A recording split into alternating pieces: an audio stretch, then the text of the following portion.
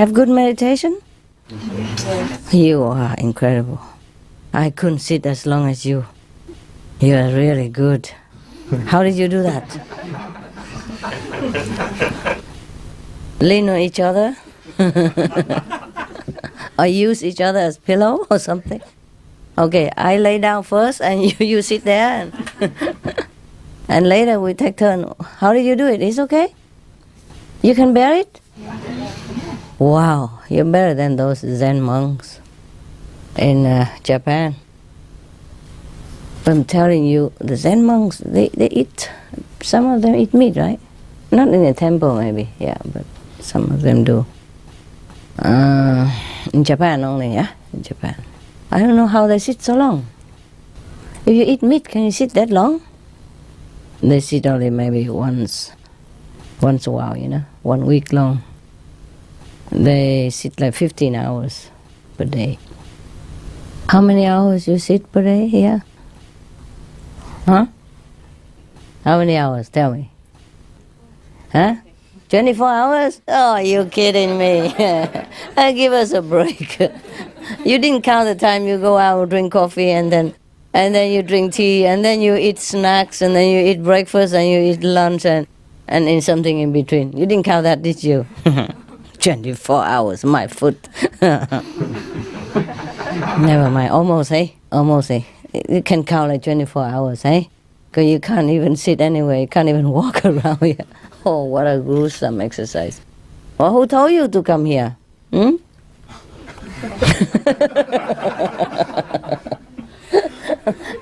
Did anybody force you or anything? No, huh? I don't remember they do that. My goodness, yeah? Wow. Nobody forced you and you just come like that? And sit until your bottom. You feel anything around there? Yeah? You okay? You feel hurt? Yes? Then please go out.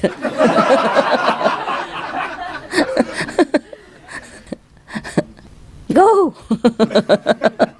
You're free, man. No? No hurt anymore? Wow, that's quick. Even medicine takes longer than that. Hey guys, I really love you. That's a good point, yeah? But I have a little headache and stomach problem. Did any of you have any problem? I mean, outside people, yeah? What do you have? Stomach? Stomach. Like loose stomach? Yeah. Oh. The kitchen better wash it well, eh? Where's the kitchen? They have to better put it in salt, salt water and soak it for 3 to 5 minutes in salt water and then rinse it 3-4 times. Maybe the water here. Is the water here good normally? Yeah? Should be good, right? In France, the council is very strict, with water. I don't know, maybe different water, eh? Sometimes you change places, you have problem, me too. And a little headache. Any of you have headache? Yeah. Oh, no wonder. Oh my God. Okay, you have medicine already? Or you just do the sound and it's get better? Yeah, that normally, yeah. But if it's unbearable, please take some medicine, okay? For peace of mind, yeah? I read you some beautiful stuff, yeah? A story of Moses again. Remember yesterday we have poetry about a poem, about Moses and Egypt. The people outside can hear or not? In the daytime, they can, right? Okay. Sorry about last night. Last night was a good stuff and nobody can hear it, huh? But you produce quick, huh? And then all centers can have it and they can listen as many times as they want. Yeah? Okay? Until they understood. Because sometimes, even if you listen here, but you don't understand right away. And sometimes your mind wander just a few minutes or a few seconds, then you missed it. You missed some point. The same when we watch television also, huh? We miss just a few seconds of good clues of the film or something like that. It happened, yeah? So it's good you listen again and again, yeah.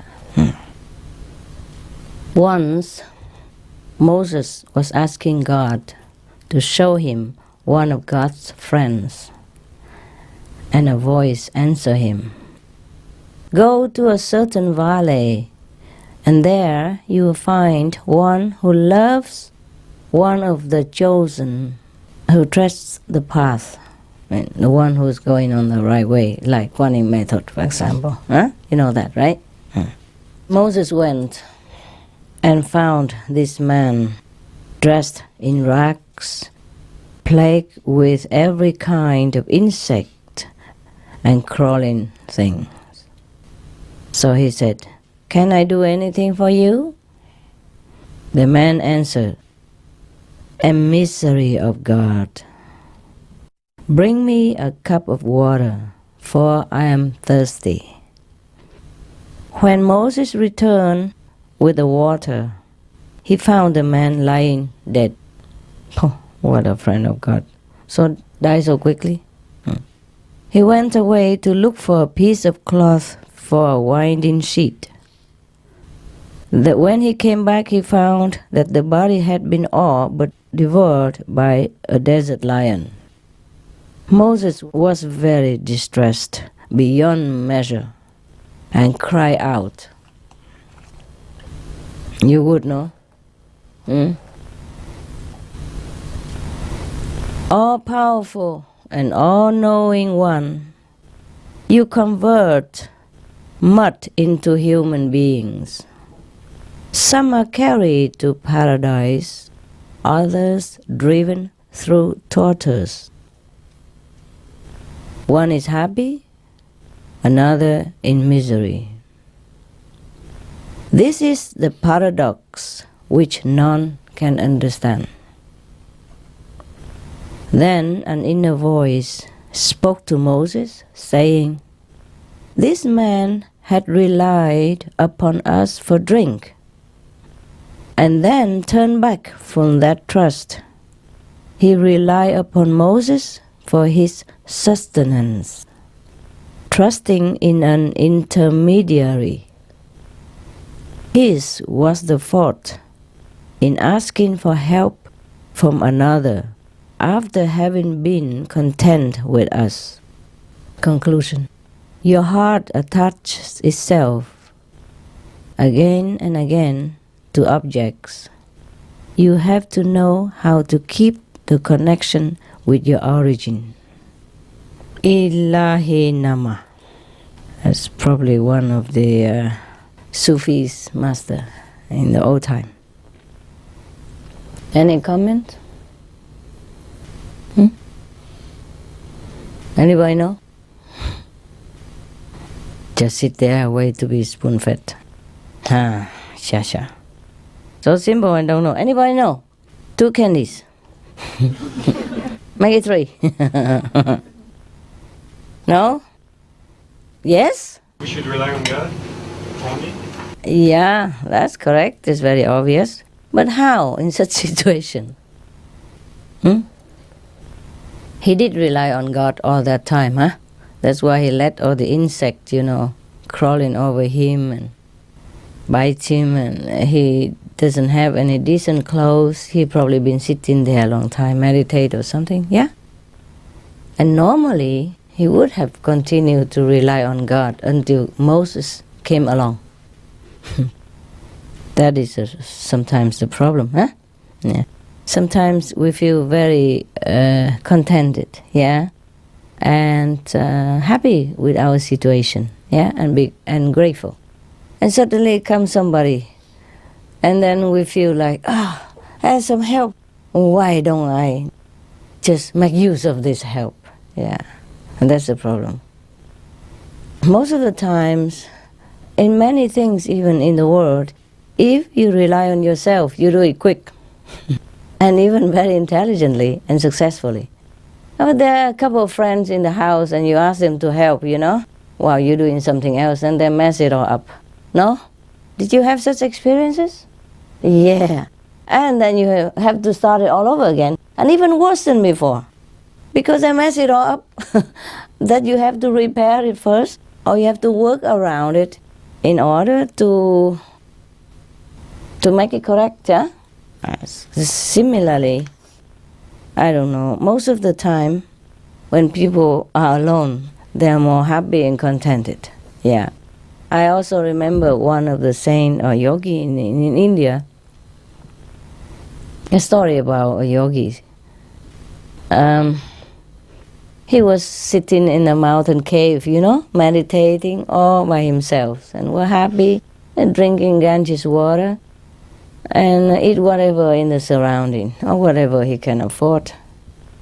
And then slowly people discover him, like, oh, there's a holy man. He must be holy if he sit alone in a cave, and look so happy, then he must be holy. So everybody start telling each other to come and worship him. They come, and then finally one guy says, Master, you sit here all alone. Aren't you lonely? You don't feel lonely? He said, in fact, I did not until you guys came. It's true like that, Sometimes when I was in a cave alone, I never felt lonely. I feel so happy. And many of the things I discover, mostly in there and of a high order. But I remember when I was in Sihu or Melli, for example, every week people come by thousands to see me. And I have to take care of them, and different demand, and I have to give them some talk or something like that. And after they left, I feel kind of empty, you understand me? Like they take everything away, and I just left like so dry up or something like that. It's not that I don't love people. I'm just telling you the feeling that come as byproducts of those time, yeah. So I was thinking, after Melli, or other ashram when I give lecture every weekend, after that I was thinking, when I wanted to go into retreat in a cave, I was thinking I will never last 1 minute. But I love to go there so much that I thought I must go. And I brought provision, canned food stuff, nothing much, and some things so that it lasts long, And I feel so good. I thought I might be afraid, or lonely. But I said, never mind, even if I be afraid or lonely, I still must go. Just to see. And then nothing. It feels so good. I couldn't stay long enough. But then, I don't know, the police came and make a lot of noise and ask a lot of questions, and I think I better go, So that's how I had to leave. They don't mean anything, they just wonder why. Of course, what am I doing in here, For example, Yeah, I can't believe it. So anyway, and suppose I continue to stay there, after the police question, everything will be okay. And suppose I continue to stay there. They bring others, Look, there's a woman who sits alone in there. And she eats vegetarian, maybe something, Let's go and check out. Or maybe we should bring her some chicken. She didn't have any food there. Give her some chicken.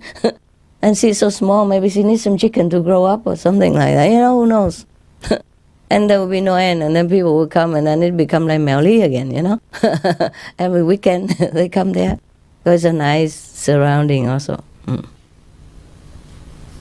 I really love those times, when I was in Himalaya alone, or when I was kind of almost recently, a few years ago, stay in a cave. That was a good time.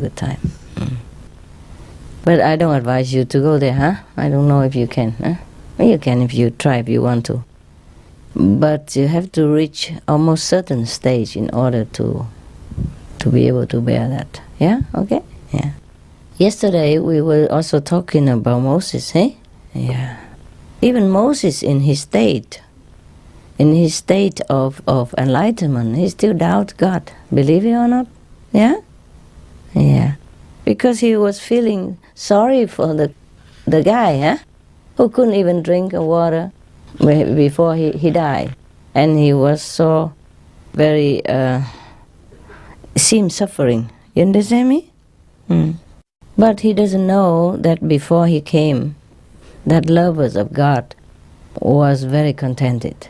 Yeah, with whatever he has and whatever the state he's in, until somebody come and wake him out of his probably tranquility, out of the state of mind where you don't even feel the body sensation or the insect or anything like that.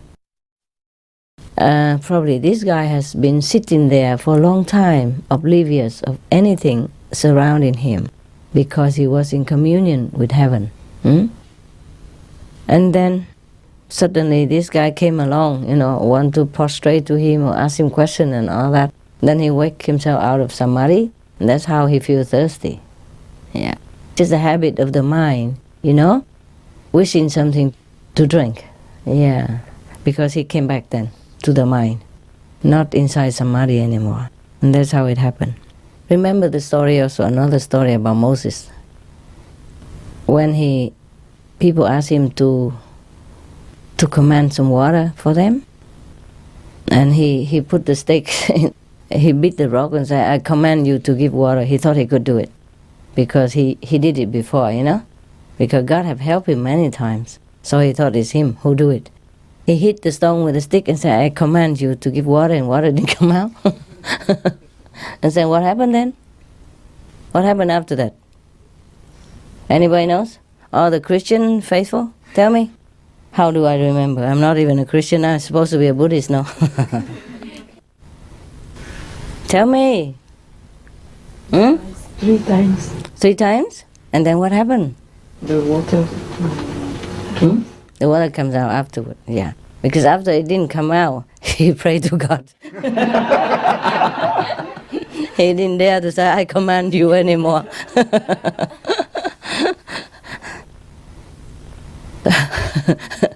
Is that correct? Yeah, because the first one, And later he prayed, and then he has faith again, and then the water comes out.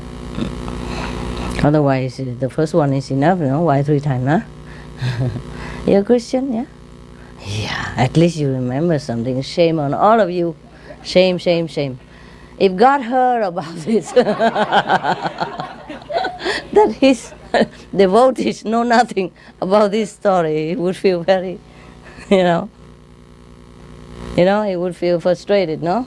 What kind of children who don't know nothing about the Father, yeah? Okay, cool, never mind. She said because he has doubt, Yeah, so it didn't come out. So later it comes out. At least it comes out, the water. That's the main point, right? Who care? Who care who made it come out? Yesterday we also talked about the renunciation, right? The story yesterday also remind us, just like today, huh? Yeah. People are doubtful when they come back into the state of mind instead of state of heaven. Yeah?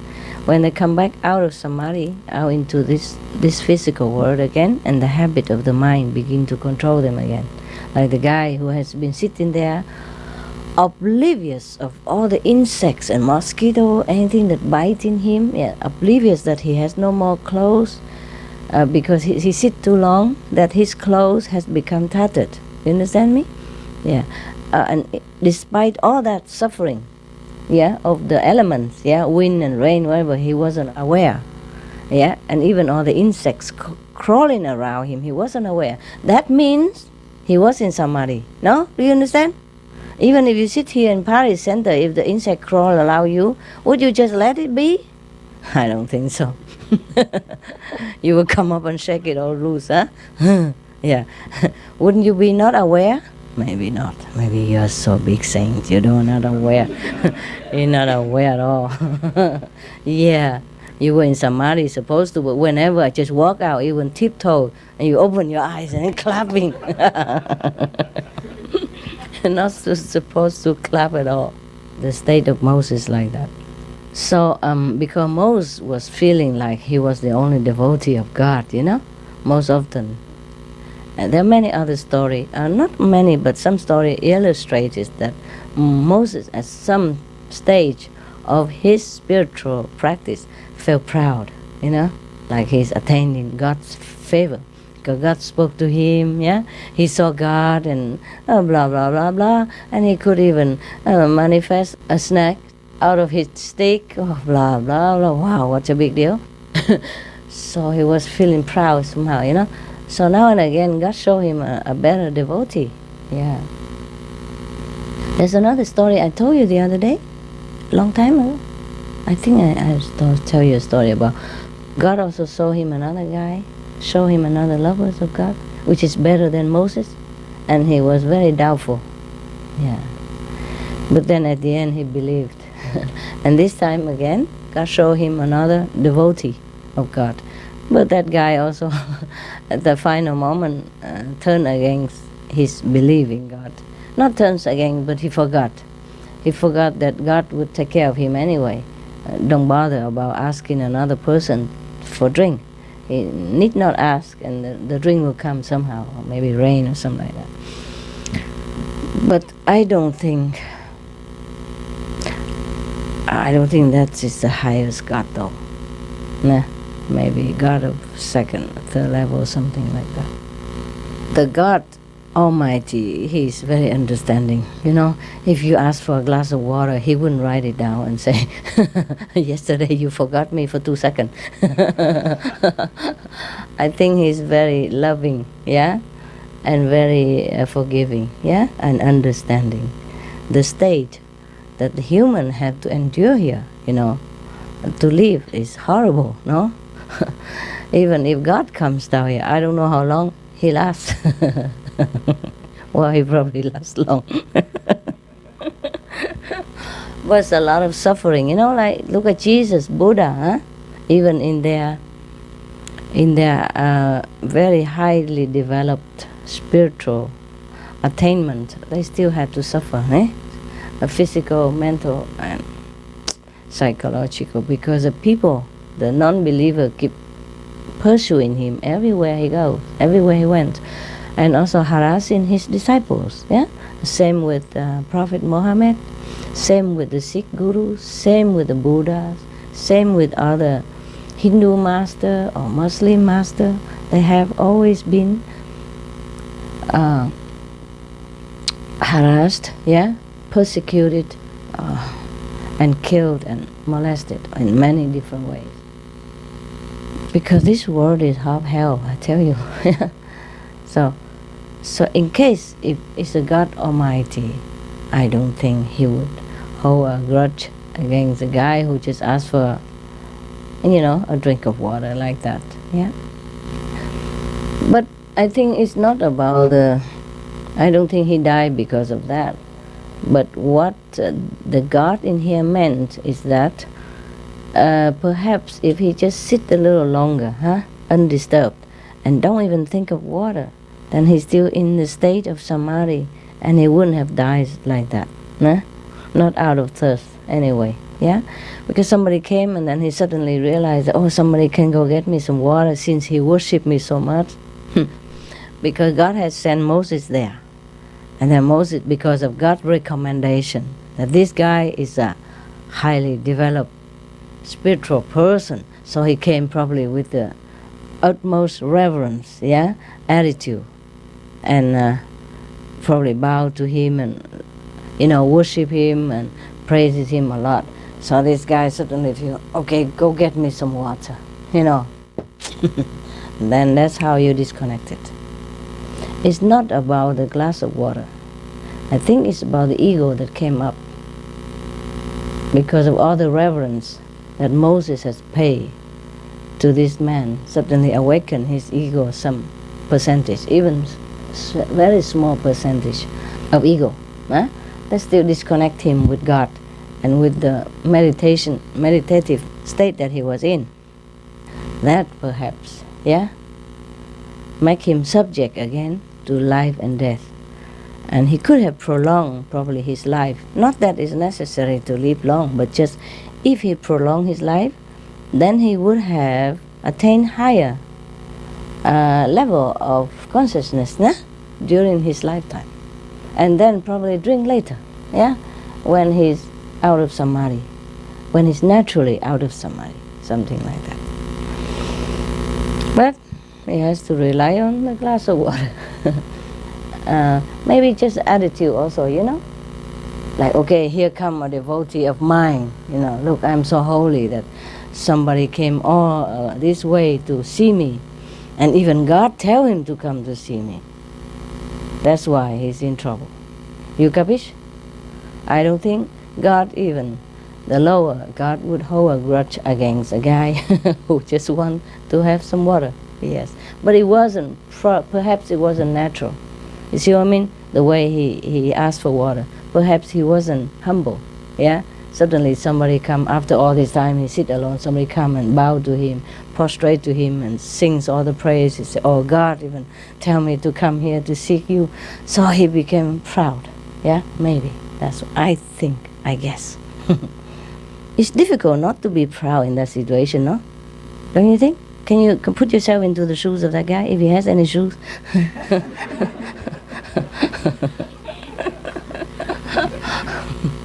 I doubt it if he had any shoes, but just in case he has. Do you understand? Yeah.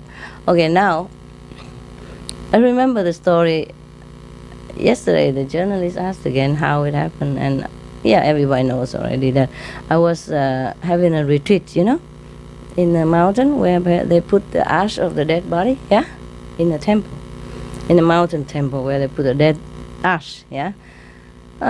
People in the Orient, they believe that if you burn the body of the deceased and put the ash in a temple, every day the soul will hear the sound of the sutra, the Buddhist scripture, and then they will be liberated. Yeah. In that case, you hear one time enough. Why need to hear every day? Can't be that powerful.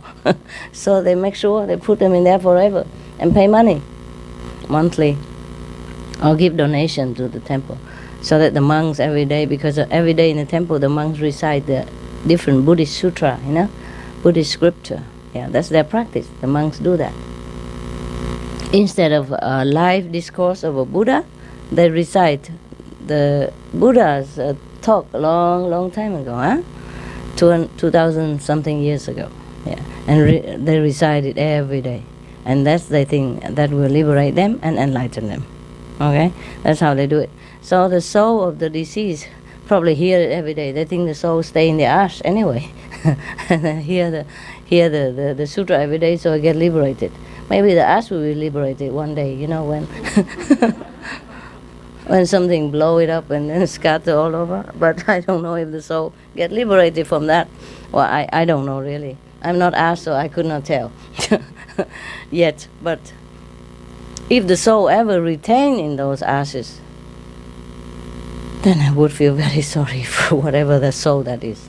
Yeah, stay in that little, little urn. Yeah, every day scoop up in there and have to listen to the monk cock, kang, kang. And they not only reciting, they put the wooden fish, they beat the wooden fish every day, bong, bong, bong, bong, bong, bong, bong, and they recite together with it, like you sing with music. And also now and again they also beat on the gong, the bell, and they go cock, bong, cock, bong. Oh. Yeah, that's good. Maybe the soul is so fed up he will liberate by himself. I would try to get free in that case myself. I wouldn't be able to bear it. Yeah, that's a good idea. Probably that works. Yeah, anybody would feel scared, get fed up, shocked, so get liberated, no? Just like when you have a hiccup, huh? Somebody say if somebody shock you out of it, huh? Then you stop hiccup. I tried on my dog, it works. The other day, the big dog, Zolo, before I came here a few days ago, Zolo had a hiccup. I don't know why he had a hiccup. I was worried about him. I give him water because they say if you have water, you drink straight you count to 9. Don't breathe, then your hiccup also gone. But he doesn't drink. What am I to do? I just drink, Zolo, please drink some. It's good for your hiccup. And he just said, he turned away from the water. I was so worried. I start screaming, and I tell him all kind of stuff. And then he was looking at me like this. What have I done? And then his hiccup just stopped dead. But one of the disciples who lived nearby, he was worried. He come running to me, Master, what's wrong? What's wrong? Because I was talking very loud to Solo. I scream at him, and I use a cushion to beat his bottom. And he was so shocked. The dog was so shocked. He was looking at me. What have I done? But his hiccup stopped immediately. So I said to him, Solo, I'm sorry, but I cure your hiccup now. And I said to your brothers, oh, don't worry, no, I'm just trying to be a doctor here, He probably thinking, what kind of doctor is so loud like that? Also, I explained to him, I heard people say that if you shock somebody out of his mind, and the hiccup will be gone. So I just tried it with Zolo, and it worked. He said, good, Master, bravo. Yeah, it's a true story, My God, what do I all have to be in my house? You have no idea. Doctor, hiccup doctor. That's also happened to me, I was retreat for 3 months, I'm almost at the end of the retreat, and then one day it is raining and thunder outside, and a group of people, 4, 5, 6 people come in and then say the Kuan Yin Bodhisattva inside tell them to come there and learn meditation, blah, blah, blah, yeah? But I don't remember feeling proud at all. I feel a little surprised. And then I said to them, go home first and then be vegetarian or something and come back. Something like that, yeah. But I didn't ask them for water though, no.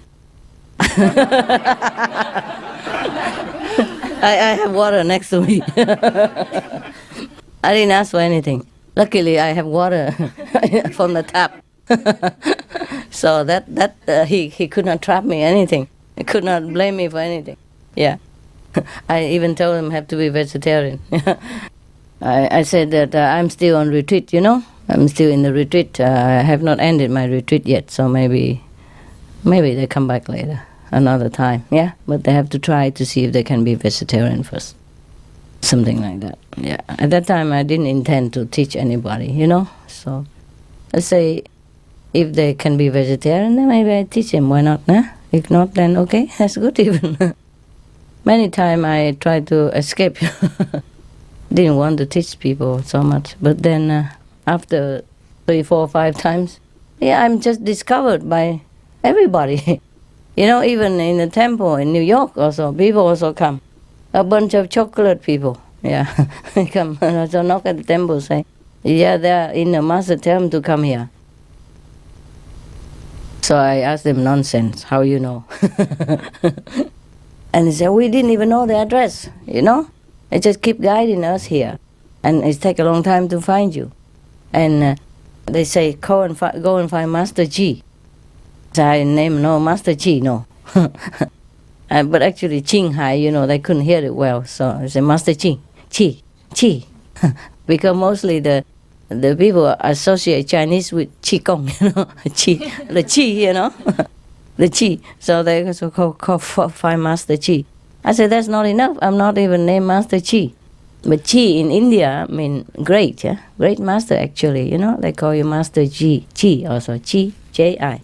Chi, like Baba Chi, yeah? Mean great Baba.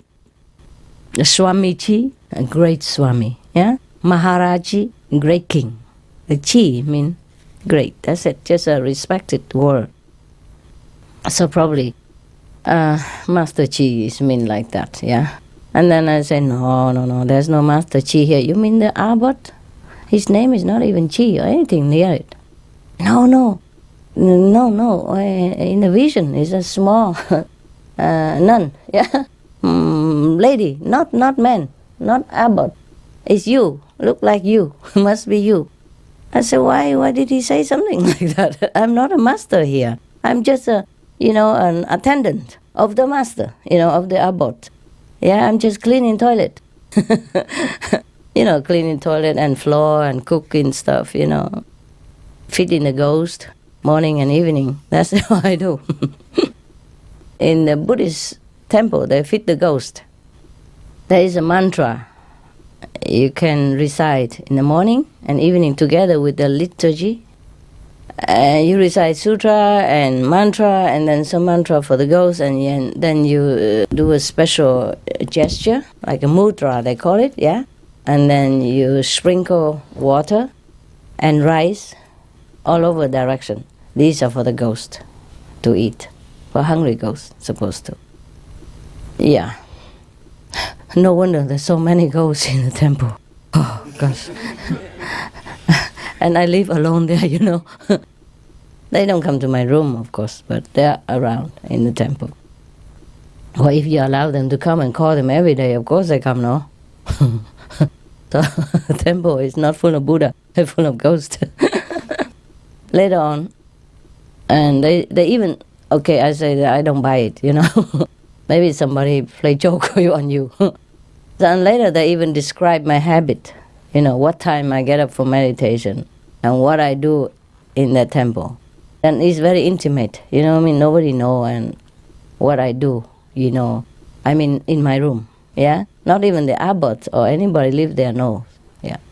So I thought, okay, that's very good. Okay, come back, vegetarian, and come back. And that's how, you know, I get discovered one place after another, even in India already. Before I wasn't even intending or anything. I was just walking around the Ganges, you know? Yeah. Meditate here and there, but in my room, yeah? In a mud house, yeah? I did not even get in touch with anybody. I have no friends, no yogi friends, nobody. And I just went to buy a book and some vegetable, and that's how they tell me, oh, you are the Buddha, you must give me meditation technique, blah, blah, blah. Because they can see. Some of them are seers, you know, the Indian? They can see, yeah. So I had to have one disciple in India before I left India. Believe it or not. If I don't leave, I would have more. He said he will bring family and friends. I said, no, I'm going away. Then go to Taiwan and get discovered in Taiwan. Then go to New York, also discover in New York. So, and then I went back to India and I get dragged back to Taiwan again, you know. So I said, okay, never mind. Let's do it. That's how it started, eh? But I have told you already, my job is not to be a master, you know, of this kind. Yes, so if I'm taking you up, it's just by the way, huh? Don't complain, huh? I do what I can only, okay? In my spare time, huh? My real job is very busy. Yeah, okay? So now and again we had retreat, that's okay already, eh? Any complaint? No. Yes or no? Good answer. Correct answer. Moses has no business to go around and bugging people like this, no? Huh? If he believe in God, they just meditate anywhere. What for going around and nosing other lovers' business, yeah? If this guy is a lover of God, let him be. If you come there, interfere, then maybe he's not lover anymore. Just like a couple, you know, they love each other and come a new woman coming, or a new man, you know? Then it's a steering problem, no? And then they might break up, the two lovers. And they mess it up. And sometimes not necessarily that the woman or the man love the third person. It just may be a temptation for the moment, you know? And then they break up the real love relationship. Do you understand that? You know that, right? You know it happened, right? Yes. And sometimes you really love a woman, nah? Or just say a man, okay? Really love your wife. And then you married and all that, have children and all that.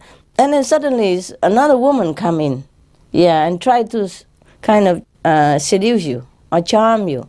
Just maybe for fun, or maybe she likes you. And then because it's handy and convenient, you fall into the trap. And then your wife found out, or then you become, you know, unhappy. The marriage become very rocky, yeah? And then your wife left you. And then suddenly you realize you already love your wife. You don't really love this woman, yeah? Maybe just a fancy a few days or something like that, and you feel very, very sorry. No? It happened, right? Or at least in the movies I saw. And the wife also very suffering because she loves her husband, eh? Just because of that woman come in and she became doubtful of his love, eh? And then they separated. So something like that. So I think it's similar here in this story. I think Moses is was very nosy. he went. This is the second story I know about where he went to see another guy who lovers of God. What's business of him to do that? If he loves God, he just sits somewhere where he stay put, meditate, no? Huh? Well, why go and nose into somebody else's love and then break him up like that? Huh? So, if I were really that God in there, I would just tell Moses off, or kick him out, instead of punishing the poor guy, who were charmed by a few moments of fleeting splendor of arrogance. You understand me? Yeah, poor guy. It's all Moses' fault. Don't you think? Oh, you're laughing. Tell me, yes or no? Yes. If Moses hasn't come there, the poor man or the good, beautiful man would have stayed continue in meditation and would have not to die so suddenly like that. Yeah? Because all the insects, all the mosquito biting him and all the crawling things on his body, he wasn't even aware. How would he be aware of a thirst? You know what I mean? Yeah. Oh, Moses come and wake him up, maybe give him a massage or something, or take away the ant or something. And then he begin to realize, oh, this guy is very good for me. I can use of him. This is not a very good thing, to have somebody come and disturb you like that, while you are in communion with God. That's the reason also I tell you to meditate alone, no? That's the reason why the Bible mentioned that pray in the closet, yeah? Be you not like the heathen, proclaim their prayers and love for God very loudly on the street or in the market, yeah? Be you a discreet prayers. Pray in the closet, in secret. Then God, the Father, we know it and reward you openly. Remember that? Yeah, that's what it is. And what guy most should know better? And this kind of God also lousy too. I'm sorry, this God also lousy. Knowing Moses is a very nosy kind of guy, why send him to disturb the poor pure lover like that? My God, ask just only one sip of water and God criticize him. So, for my opinion, I don't think this is a high God, no? Right? And even I wouldn't scold you if you ask your brother bring you a glass of water because he fancy you. Okay, so the conclusion is we know now. We keep our devotion secret. We keep our real love secret. Once everybody knows it or anybody knows it, they might try to destroy it. By accident also, yeah, by clumsiness and by overdriven reverence to us. And we'll be in doom. Gone up too quickly, easily, and then don't know how to keep it. It's easy for me to take all of you to the fifth flame. But I let you earn it. I let you used to with trial and tribulation, and also how to keep your ego down. Yes. I could even take you up with the ego and all, but it's no good for you. You won't last, okay? See what I mean? So you should earn it, yeah. And go one step at a time, baby steps, yeah? Today, second, tomorrow third, next day fourth, and the day after fifth. So easy, no? No, it's not like that. But with the Master Grace, you can do it, no problem. Yes, no problem. Even from tree turn into human can do. Not to talk about taking you up to the fifth level, nah? If fifth level is what you want, fifth level is what you will get. You can't run away from it. Don't worry, sooner or later, okay? Yeah, you're welcome. Thank you. And even if you ask for 2 glasses of water, I won't say anything. I'll give you 3. See, that's why over here I tend to buy everything. Buy a lot of water, a lot of fruit, a lot of food, so you don't have to ask anybody. And a lot of karma, don't have to take account on that. Yeah. It's very difficult to keep our mind steadfast in one concentration on God, nah? But you do your best and God would appreciate it, no? Given the circumstances we are in, the misery around us and the difficult survival situation here, huh? God would understand, no? Any God would understand. That's why I told you have to get above this guy, above this, accountant God. He's surely an accountant. Just one little thing like that, he take note and he say, that's it. You cannot go up to it. And that guy have to come back again and start it all over again. Probably sit until his bottom falls off and he still take account. Last life you take the glass of water from Moses. Past karma, past life karma. It won't erase it. Oh, God. Telling you. It must be the jealous God, the second God, yeah. In the Bible, there are many accounts of different way God spoke to human. And anytime you see something similar like that, then we must know that the second level of God, yeah? Even then, even if this guy forsake all the water and don't drink, and seeing most like not seeing, still he hasn't got nowhere yet. You see what I mean? He's still in the grip of the second, in the karma God. Yeah, you can see that. Not only he didn't provide any water for him, yeah, he let him even feel the bang of thirst and then have to ask somebody and then take account for it. Do you understand the Lord of Karma? He's very, very strict. The second level God. He created human. And he borrowed the soul and the power from God Almighty. But he borrowed it and he created human out of mud. Dirt. The material things. And then he claimed ownership. That's why if we want to come up, take time. Yeah, okay? Because the second level did not create anyone from the third level upward, so he cannot claim any credit on that. He cannot control anybody. But the one he created from the second level down, he can. He thinks it's his citizen, his children, yeah? Therefore, that's what it is. I don't want to go deeper into the level of Bible. But it's like that. Anyone is created from second level is bound to be controlled by the second level God, the Lord of Karma. Okay.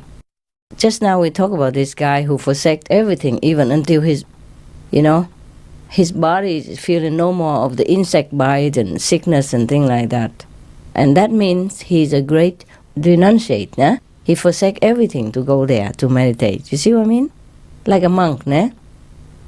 Even then, just one little drink of water. So that means he has not really had a master, yeah? And the God that he has spoken to is not a higher level of God. Or to Moses at that time, yeah?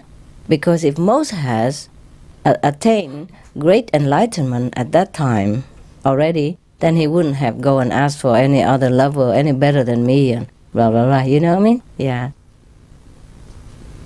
So renunciation, as the way we see it in this world, like monkhood and all that, is not sufficient. That we can tell, hey? By all the, evidence that we have in the Old Testament, in the old stories of practitioners. It's not enough. Even if you don't believe me, you read all this story and then you know. Just like the people who follow Moses, yeah?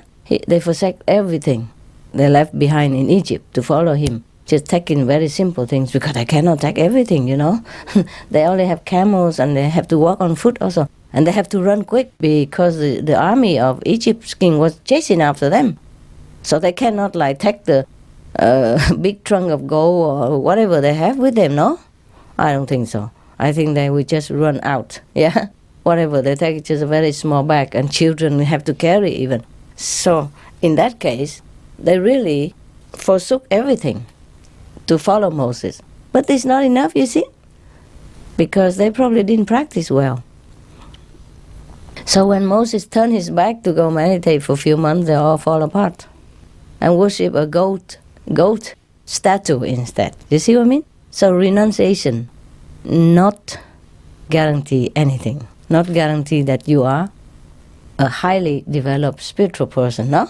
You see that or not? Yeah, that's the point. Okay, so now it boiled down to that. You just stay where you are, accept what you have, yeah? And do what you can. Understand me? Yeah, of course. Renunciation in that sense makes no difference. Yeah. Only renunciation truly in spirit. Yeah. Like, okay, you really want to dedicate your life, yeah, to do something for God, to help mankind, yeah. Not just forsake all your house, your room, and then go and demand another better room in my house. This is not it. That's not it. Like the story I told you before already, yeah? Some people come to my house and have to go down because of water, don't want to stay in that room that I give. Just a little test that cannot pass. Not to talk about greater things. Very easy to fall, yeah? Mm. Sometimes you expect too much from yourself and you can't fulfill it because the mind will hinder you. The habit, the karma will stop you from doing what you want to do. Yeah. But you can try again, of course. It is no harm to try. Yeah? Always try for better and better all the time. But you have to know well that your purpose is really sincere. Yeah? That's really, you renounce it in your heart, not just in your mouth. Because there are many people like that, just talk big and don't do anything. And when it comes to the test, they fail miserably. Lucky I don't demand anything from you guys, or else I don't know how many will still stay in the room. In those times, one religion get the upper hand and harass the others. This is normal the case, yeah. I think we still have a little nowadays, huh? If not religion, then ideology or whatever, yeah. But that was, in the past, I think. They're getting better now. According to the news we heard, yeah? They try to get together and understand each other, thanks to the SMTV.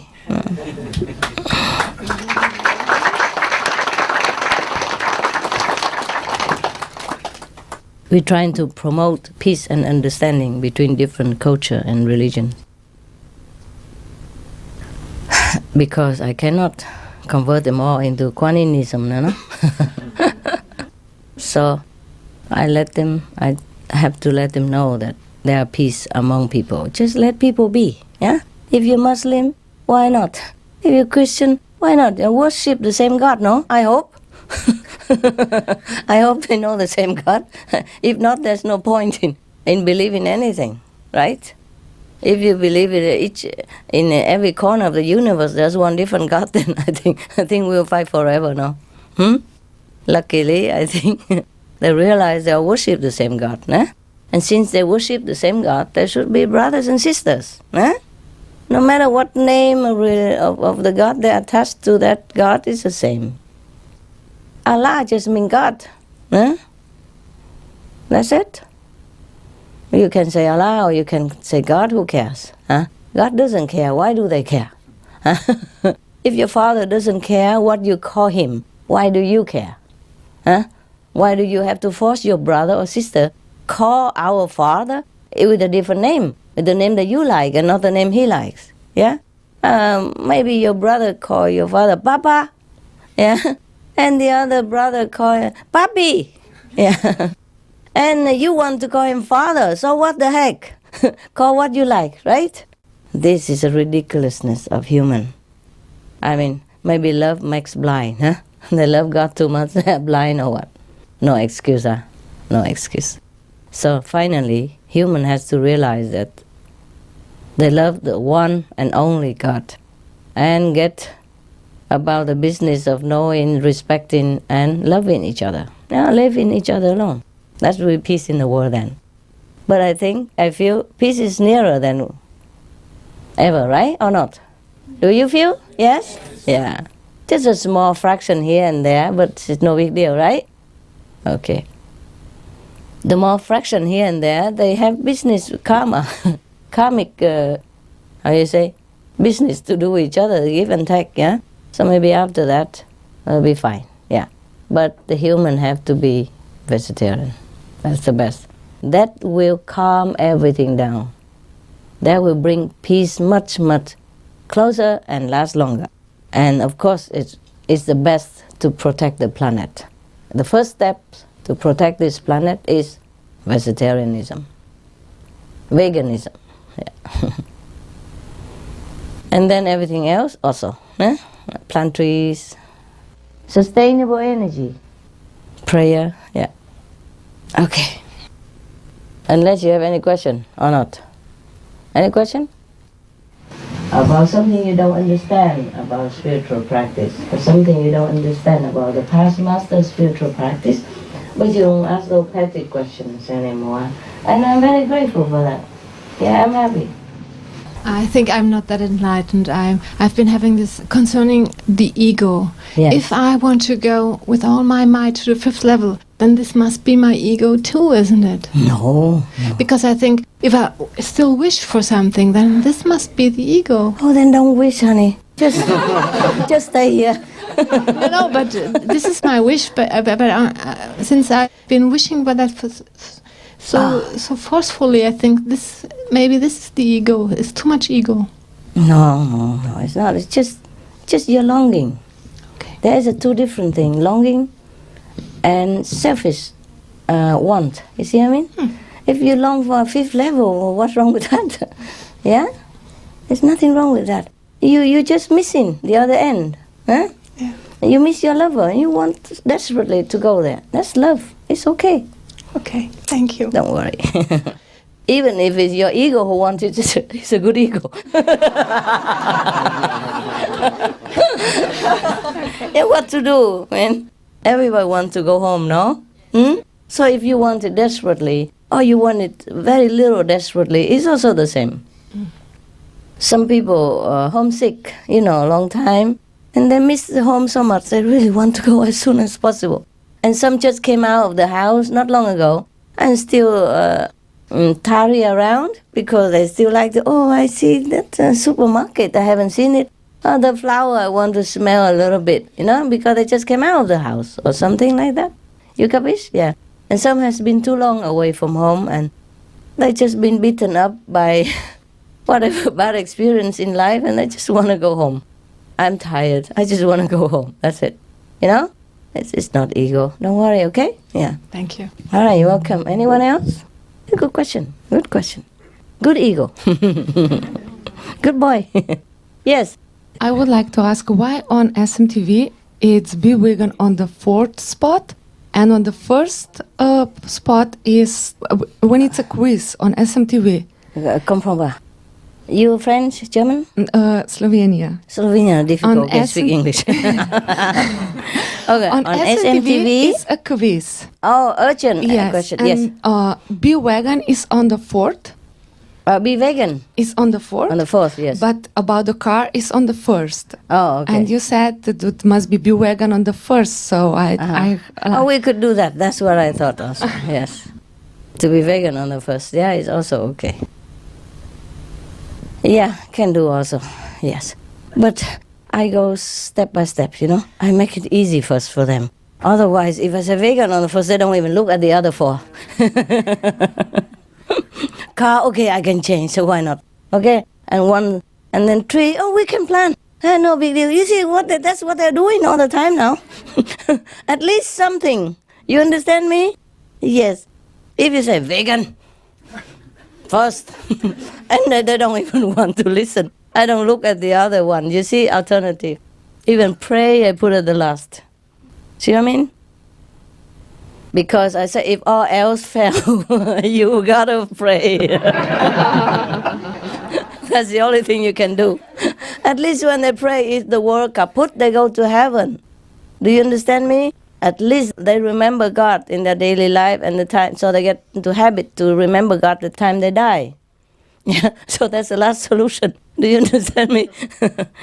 And now everybody running around changing sustainable energy. Hybrid car and planting trees. And they're listening. My God, even you, so difficult to teach you how to talk about outside people, tell them vegan.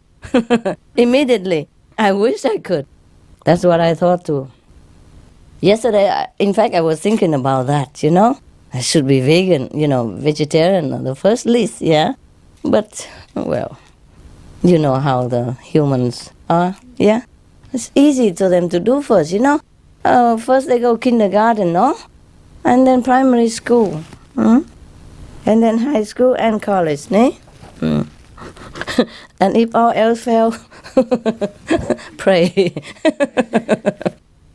Because I worry maybe they don't even do any of them. So I say, okay, you read that you don't want to do it? The second one, don't want to do it? Third, don't want? Vegan don't want that? Pray, please.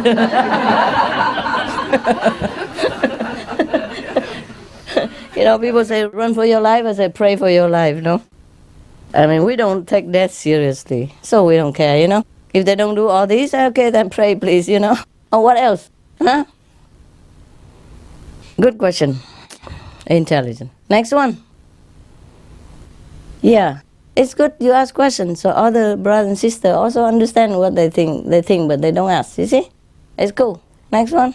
In Belgium, we just recently, with the Vegetarian Society, the Flemish one, it's called Ethical Vegetarian Alternative. Yes. We recently started a new campaign, which is called Thursday Veggie Day. Uh-huh. So we try to encourage people to at least one day a week Yes. be vegetarian I and saw eat that. vegetarian. Yeah, very good. I saw that on the news too, yes. Very good. Yeah, they put it on the news, yeah? I didn't see One it. day vegetarian day Yeah, in Belgium. Yeah. Continue with that. One day, Yeah. and then later 2 days, 3 days, 4 days, 5 days, 6 days, 7 days. Why not, sir? Yeah. Yeah, in the newspaper they asked the question if people wanted to be vegetarian for 2 days a week, and Yes. almost over 30% said yes. Wonderful. See that? Yeah. The newspaper, the media should engage themselves more. Yesterday in the conference for the dog book, Broken My Life book, I say that the media is very, very important. They should engage in this and spread the news and, tell the people. Wow, my God, we had a lot of work to do, Bless other Zen master who say there's nothing to do under the sun.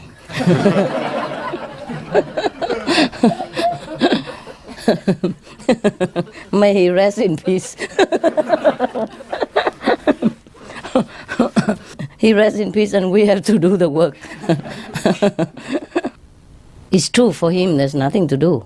It's true, Like many times I told you I feel I have nothing to do anymore, of course. But for others people, we have to do, no? Yeah.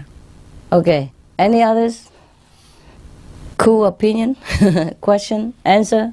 Oh, another one. Yeah. The musician. Yes. Hello, Master. Yesterday you spoke about the White Brotherhood, Yes? and in a certain scripture it is said that they reside in Shambhala, in the desert of Gobi. Mm-hmm. And I would like to know the truth about this.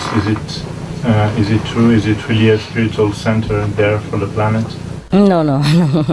They reside anywhere. They don't have to reside in the desert. Yeah. But maybe at some point at that time, at the time when it is spoken, the brotherhood, some of the brotherhood probably reside in there. Yeah? Just like, remember in the story of Yogananda, Babaji reside in the mountain in the Himalaya? Yes. But they don't have a fixed abode. Yeah? They're free. They travel all over the universe. Another question. Yeah. It's about Mani, the person prophet. Money? Mani Haya. It was a prophet in Iran. Yeah. And I discovered that all his disciples were vegetarian. Mm-hmm. And they also were very attentive to animals. Like they kept something in when they walked. They walked a lot in their mouths, not to eat insects and all this. Uh-huh. They wear the mask? Yeah, they wear a mask. And also Mani was using the teachings of the Buddha when he was in China, and also the teaching of Jesus when he was more in Europe. So I wanted to know if he was actually really a master and initiating people. Of course. Where is he now? Okay. Okay. If it's good, you make a documentary out of him and we can show it. Yeah, because I was very touched by his teaching. Yeah, and you better do. Make a documentary. Because he was very attacked and Yeah. he wrote more than 20 books. Oh, that's good. And everything was burned. And That's good. Yeah. Burnt all? yeah, he was very attacked. Like, Oh, yeah. like maniac, we say in French, and all this comes from Okay. people okay. that attacked him. Oh, God. Horrible. Of course. I told you all the master before has been persecuted, no? Okay. Now, can you make some documents about him as much as you can, and then we can show it on TV? Yeah, fantastic. I'll Yeah, do we it. do all the time, a different master. You see that? Mhm. I'm sure he's a great master, too. And no need to ask me. For what he teach, you know that. Actually, what I want to ask if it was you, because it's very... Not because he was... No, it wasn't. Okay. Yes. Thank you. Okay, thank you, It Master. wasn't, but he was a great master. Thank you, Master. Yeah, a good master, a real master. Yes, like 5th level. Yeah, Okay, thank you. I'm sure. I'm sure he was very greatly enlightened. Mhm. You know, you can tell by the way he teach. You know. Yeah. Yes, it was very Yes. universal for Yes. that time. Then it's good, and loving animals and all that. Then Mm. it's correct. Yeah. Okay. Thank you. Thanks for so the much. information. Make a show. Okay. Yeah, I'll do it. I Make have a lot of material research about him. him. Write about it. If you cannot write, ask some good writer to write, and then we will show it on TV. Fantastic. I'll do it myself. Thank you. Please do more research for about any great master. Okay. Sometimes a master not very famous, and he left very little teaching, or maybe he has been so much harassed that his teaching has not much left over. If you know about it, please write a documentary about it. Okay. Or ask somebody who can write. You know, a good writer, write it with some picture or anything, then we can show it on our TV for the people's education. Yeah? As a documentary. We do that all the time now. Okay? So one by one we introduce different master of different ages. Yeah. Very good. Good guy. Next one. Any more question? I can ask so much questions, but I think it's okay. No, come on. Go ahead. I don't mind. Yeah, okay. Well, I don't know if you can answer to this question. It's kind of personal. Well, I don't know. Anyway, no, it's just no. That's not that's not what I meant. Yeah, you said you was a master before in India, and well, I feel a great affinity with you. Yeah. And the only master I really felt very very attracted to, it's a master that died now a long time ago, is Sant Kirpal Singh. Oh. And yes, I wanted to know if you, well, what do you think about him? He's a great guy, but I'm the master of Kirpal Singh. Okay. Babaji. Okay. Baba Sawan Singh. You were Baba Sawan Singh? Yeah. Okay, yeah, that's what I thought, yeah. Okay. But Kirpal Singh very, very much beloved to Sawan Singh. Yeah, they are connected very well. He's the okay. master of Kirpal Singh. Thank you so much. It was very important for me to know this. Yeah. Oh, I'm so happy that you said that. Thank you. Thank you so much. Why is that? I'm not even the master that you are attached to. Yeah, no, but it's this connection, this The same lineage. lineage, huh? Yeah, Okay. for me, maybe, I don't know. Very Okay. important. Yeah. Okay. Some of the picture they took before, I look very much like an Indian guy. I look very much like him. But it's true that you have the same eyes that someone saying. Yeah. No, it's not the right- eyes, it's the energy. Yeah, not right now very much, but some of the picture very much like Indian. I don't have it here. I saw some of the photos, suddenly they caught some glimpse, Mm-hmm. look very much like Indian. Yeah. Yeah, okay. Yeah, he has similar eyes a little bit. Yeah, when I saw yesterday for the first time, I felt, this energy coming here. The same kind of energy I felt when I look at the photos of Baba Sawan Singh and Baba Kirpan. Sawan Singh. Yeah. Okay. Yeah. Any more question, honey? I don't mind. No, that's right. for Why me. you think I couldn't answer you? Well, maybe not allowed. Why don't know. not? I don't know. Oh, That's my mind. between us, we can say anything. Yeah, anyway, it's difficult to prove these things. But some of the disciples, Indian disciples, they saw it.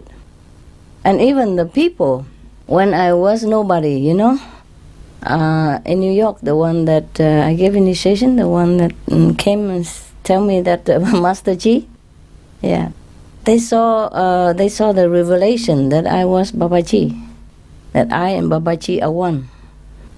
It's even written officially at that time, from one letter I sent to the other ashram.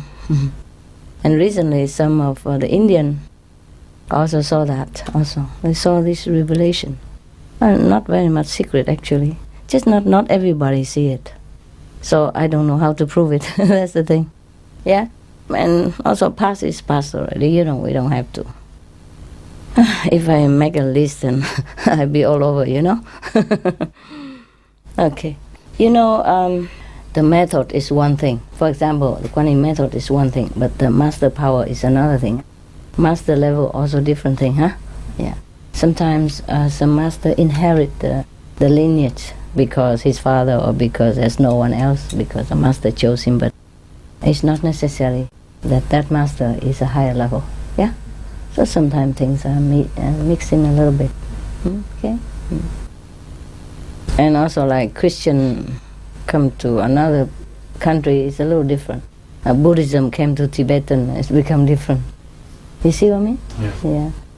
They included more deities and more tradition, rituals, just to blend in with the local custom. So that they can survive, or they can slowly bring them into the real Buddhism of that time. Yeah. Just like now the sister asked, why car first, why vegetarian on the fourth? Just like that. Okay, easy, yeah? Like I tell everybody, okay, vegetarian 10 days, 15 days, a month, and convenient method. But it's not my real teaching, is it? To ease some of people into it, yeah? You understand? That's why they're not allowed to come here for retreat. You understand me? The convenient method people, okay, I can help them and it's good. And I can help them also, and I can help the animals also. Better than nothing. 10 days a month is save a lot of animals. If I cannot force them to eat whole vegetarian, I cannot. But it's good already that I agree to 10 days per month at random, I do what I can. You see what I mean that? Yeah. So sometimes the master teach a pranayama, okay, or whatever else, it's just okay. It's not the main point. Yeah? I ask it also because as a singer, sometimes it's interesting for me too. A singer? Oh, I see. Did you practice pranayama? No, I stopped practicing pranayama. Okay. Do you feel worse? Do you prefer to continue with pranayama? Then you can do it. No? No, just sometimes, just before the performance, it helps to calm down. Okay, then you do it. If it helps you, then you do it, just for you. Yeah. No, it's true.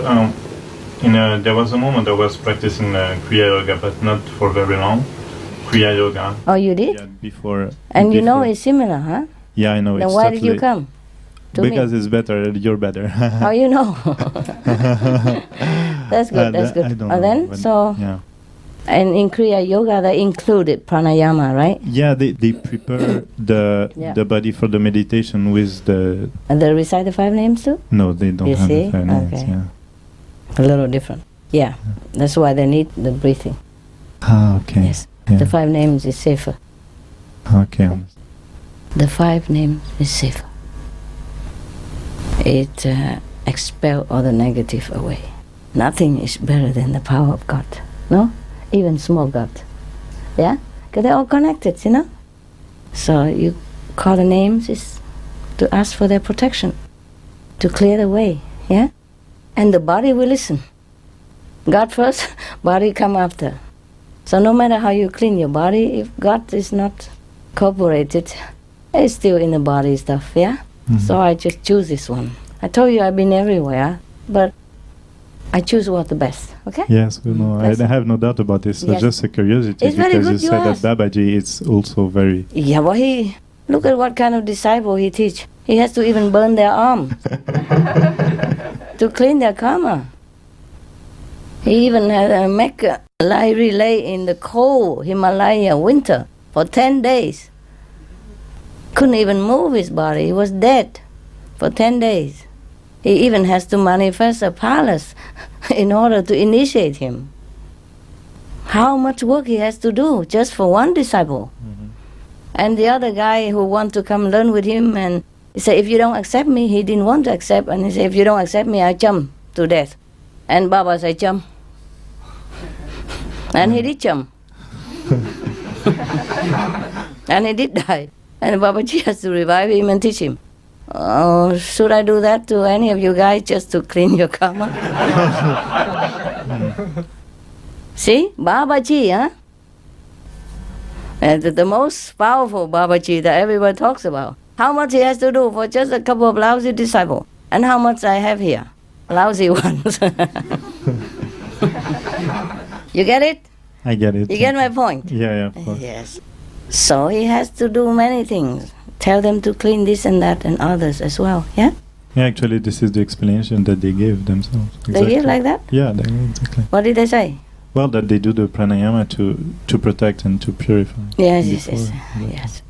But if it's initiated by Babaji and he told like that, then it works. But if anybody else will say like that, then it's no good. So if somebody else just overheard you saying that and go home and do that, it's no good, is it? Yes. You understand me? It's not just a method, it's a master. It's a Babaji who impart his power, who empower that method. That's why it works, yeah? To some other people, they make them crazy or, Well, actually, if I want to do it, sometimes I can do it. Yeah, you can, but it's just not necessary, yeah. You just recite the 5 names and concentrate. It's just your habit that you want to do that. But if you want, it's fine. Deep breathe a little bit, yeah? When you exercise a little, then you breathe deeply, yeah? And then you cleanse up just the garbage stuff, element stuff, and the 5 names, anything. Understand me? Because suppose you are sick or something, you can't even walk, you can't even breathe, your consciousness still recite the 5 names. Your subconscious still recite the 5 names. In your dream, in your sleep, in your accident, in your coma, you still have it to protect you. That's why I don't want you to rely on any breathing technique to cleanse you, but the God power. Within this 5 realm, within this world, universe, the 5 gods is the most powerful. No one can beat them. You understand me? So they are to protect you. Yeah? But of course you have to be introduced, by a master power. Yeah, of course. Then it's effective for you. You get it now? Because in the sleep, you can't breathe Kriya. I want you to continuously meditate in any state of your mind. When you sleep, when you're tired, when you're exhausted, when you're unaware of your breathing, when you're in coma, when you're accident, anywhere at all, you recite the 5 names all the time within your conscious or subconscious then, and it will always protect you. See what I mean? Yeah, that's why we don't rely on any material thing or ephemeral method. Yeah, but I know all that also. Yes, also mostly you should lay down. Yeah, yeah, and then you breathe it into the lower chakra, like the solar plexus, for example, and then slowly you push it up all the way up there. Yeah, and then you come out. Why bother? Just stay from here. Start from there, eh? But it's good for singers sometimes because a singer, they do this, right? They push all the chi to the stomach so they can sing better. They sing from the stomach. They don't sing from the chest. Is that what correct? I learned singing a little while, a little bit. So. I know, just a little bit. I don't know why I learned singing. I told you the story about my opera teacher, huh? She told me my chest is too flat. I can't be an opera singer. I think I can be, huh? Victoria, Victoria, Victoria.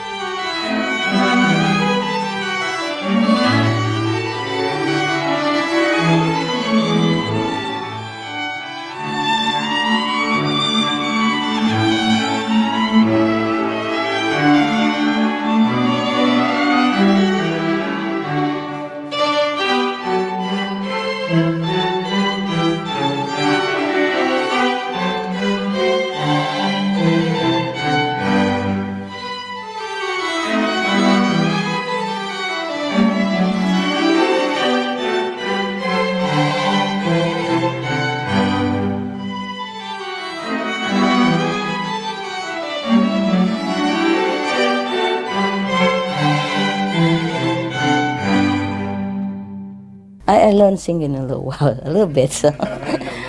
I know, just a little bit. I don't know why I learned singing. I told you the story about my opera teacher, huh? She told me my chest is too flat. I can't be an opera singer. But I think I can be, huh? Victoria, Victoria, Victoria.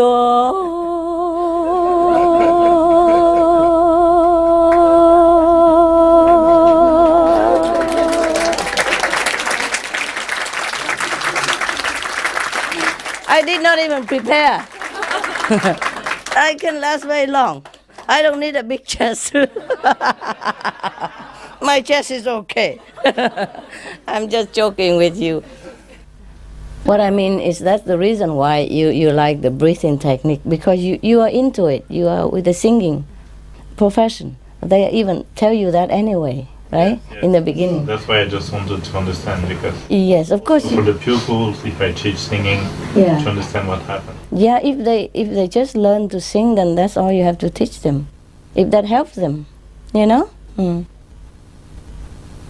But for me, I don't do anything. I can just sing. It depends on if my voice okay, my physical body okay or not. Of course, also, eh? But I don't breathe or anything before I sing. I didn't even know that I'm going to sing. For example, just pick up the book and sing. Yeah, that's the best. Yeah, I don't know if it's the best or not, but it's not like polished or prepared or rehearsed in advance, no. All the songs I sing are not rehearsed at all. I just pick it up, sing right away. So sometimes I change one or two words because I look at the next one, oh, it doesn't go, so I change it quick. I don't even know the end of the sentence yet. And then when it comes to almost at the end, I say, oh, no, it doesn't go, you have to change it. And I change it. That's why sometimes my songs, the word at the end of some sentence are different from the word in the book. Because I have to change it, so the melody will go. Mm-hmm. You see, according to what I'm singing, if I keep like that, it go dead. See what I mean? Mm-hmm. the music will not cling in there. Because sometimes, the word is written, it's not according to the melody. It's just a translation, even. Some even just a translation. So I did not even read it beforehand. Perhaps I read it before. But I don't have it in my memory, like the end of the sentence would be like that. So I just sing, da da da da, oh no. Then I have to change the word, change the word so that the tone will be according to what I am, the flow of the stream of music. You see what I mean? For example, some of the songs, for example, we will say, I want to love you. And if we say, you want to love, then it's no good, So I have to change it upside down, inside out, or change the word. Change similar word or any word that match that sentence, but match the melody that I'm going at. You see what I mean? So I do it instantaneously. I did not rehearse. That's why some of the songs are not as professional as you think, but it's original. And this is all you get. I'm not going to do it again. That's what it is. You see what I mean? After I sing something, and if they say, oh, Master, can we have it? And we want to produce it. And then I say, okay, but it's not as, it's not, prepared, yeah? It's just spontaneously.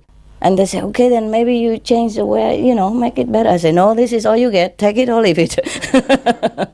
I'm not going to redo it again just to make it perfect or more professional or polished. I don't care.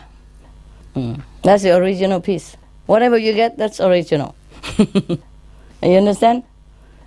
Like some song like Chinese song. Remember, I just told you also Chinese song called Tang Ta Chinese Dear Pang. Wu Shang Shi. I mean the Supreme Master in Chinese, yeah? One of my attendants dared me to sing it directly from the translation, which I did not even read. The Chinese I could not read. I did not read.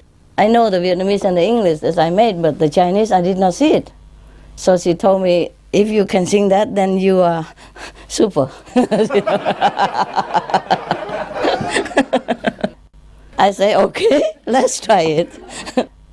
And I say, but you have to read the Chinese for me while I'm singing it. She read first and I'm singing. Like she read one sentence. You see what I mean? Or 3 words and then I sing, just like that. She read one sentence, like, Tang tha chai ni te er pang, huh? Then I sing right away. And she read the next one. But sometimes I had to change quickly. You see, because he read it immediately. I can't read Chinese, you guys know that. Yeah, I can't read. I can speak, but I cannot read Chinese. I did not learn the Chinese. I did learn, but I don't know all of them. So she read, Tang tha chai ni te er pang. And I said, Tang tha chai ni te er pang. And then she read the next sentence. Chai ni te er pang. And then she read Jing Jing Chang. And then Jing Jing Chang. And then I changed it to 2-3 times in order to create a piece of music right there. Because the translation is Tang tha chai ni te er pang, Jing Jing Chang. And Jing Jing Chang, that's it. 拿手总开天地经时刻. But I sing differently, you see? I make it 2-3 repeat so that the music will be flowing and smooth.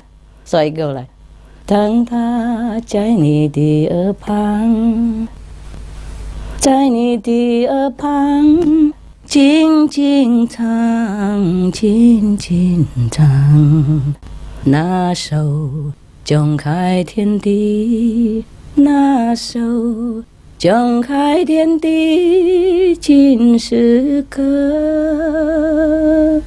你最会了解。You see, I say 拿手重开天地. I repeat again, just to create the music. But I didn't know anything about that in advance. I did not create the music in advance. I did not know the sentence in advance. I didn't know how it ends, how it begins. She just read one sentence. I had to sing right away, on the spot. And I have many witnesses, you know, the musician as well. He just followed me. So we both have to create it on the spot, out of the nowhere. You understand me? Yeah. I did not care about the Chinese translation. I just know at that time the song was new anyway, and somebody just translated it and bring it in fresh. I did not even check, or I did not even read nothing in advance. The first time I ever heard a sentence, it's then, there. And then I have to sing it right away. And it was okay, no? Did you hear that song? 无伤师? Yeah? In Chinese, no? Yeah. So that is it. That is the spontaneous creation. Yeah. And the musician was good too, you know. He said, how we do that, master? I said, I don't care. You just do. Yes, so he knows it also. The musician, he is still alive, you know. Yeah, so we have witness, you know. And many of the songs I sing afterward, the Vietnamese song, are just spontaneous also. Even though nobody pushed me to do it, but I did it. But at least I can read, you know. But the Chinese was really impromptu. She really forced me into it. I said, I can't even read Chinese, how I sing it. She said, I will read it for you. And as she read one sentence, I sing one sentence. And can you imagine? I don't know the sentence in advance, but I know the music will have to do in certain way. So I repeat it. Either I repeat it, or I repeat in the middle, or I repeat half a sentence, or I repeat the whole sentence. And then the music just comes out, huh? Amazing. What? Amazing. I didn't think much about it, but it was like a safari, you know? Going to the unknown, eh? Yes, inspiration from above. Yeah, it's just fun. Just fun. And after that, and the music also, okay. Yes. I don't have time to rehearse all that stuff, you know. Either I sing it or not. Otherwise, if I have to think about rehearsal or go to the studio, oh, God, no, I will not do it. One time they say, okay, master, you know, we better go into the studio. I sing all the song already, and they say, you better go into the studio and redo it, you know, with the box, you know. At the studio, it's better and more melodious and everything. I did try to go into the studio. But when I went there, I went dead, you know. I can't even do anything. I'm just gone. I don't feel inspired. I see all the equipment, big, you know, different layers of equipment, hundreds of buttons, and the box right in front of me, staring at me, and the microphone, and everybody stand outside of the glass looking at me. Exactly. outside of the box, outside of the studio. You know, they close the door. I go outside and look at Master. They're waiting. You know, everybody, and I say, oh, forget it, I can't.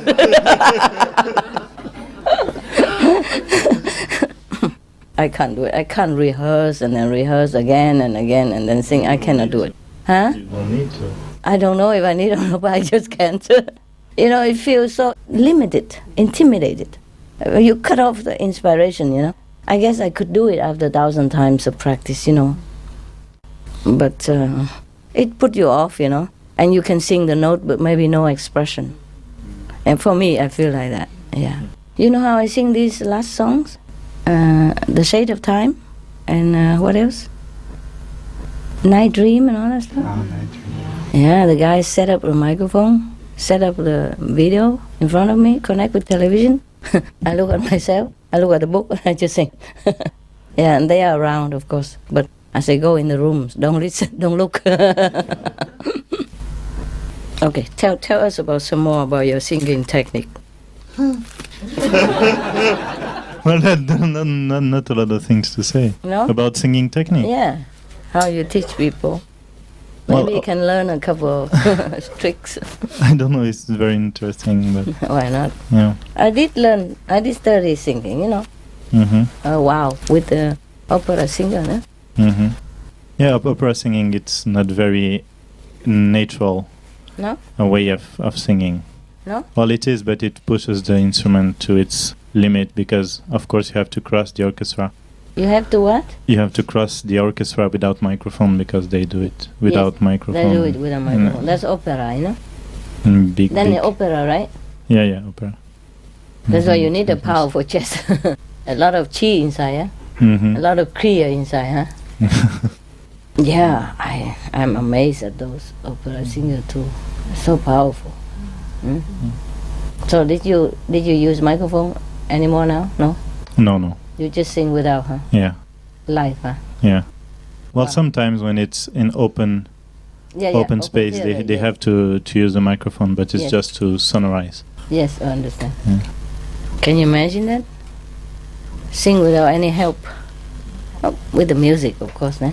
Mm. The music light in the background, huh? Yeah. Oh, I'm very amazed at those opera singers, you know? They have to practice like 8 hours a day. Yeah, to One get the piece. muscles. Yeah. Yes.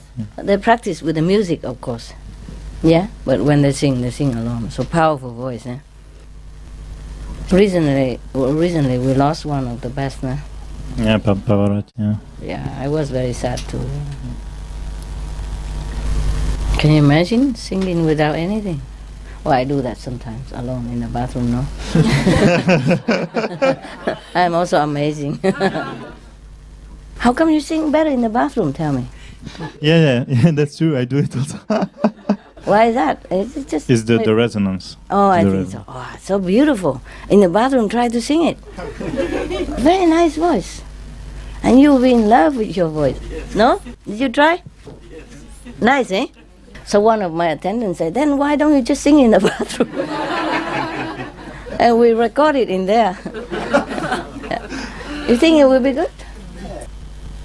If you sing in the bathroom and put a microphone in there and record it, you think it will be good at all? Or the echo will be Yeah, too much echo. too much echo.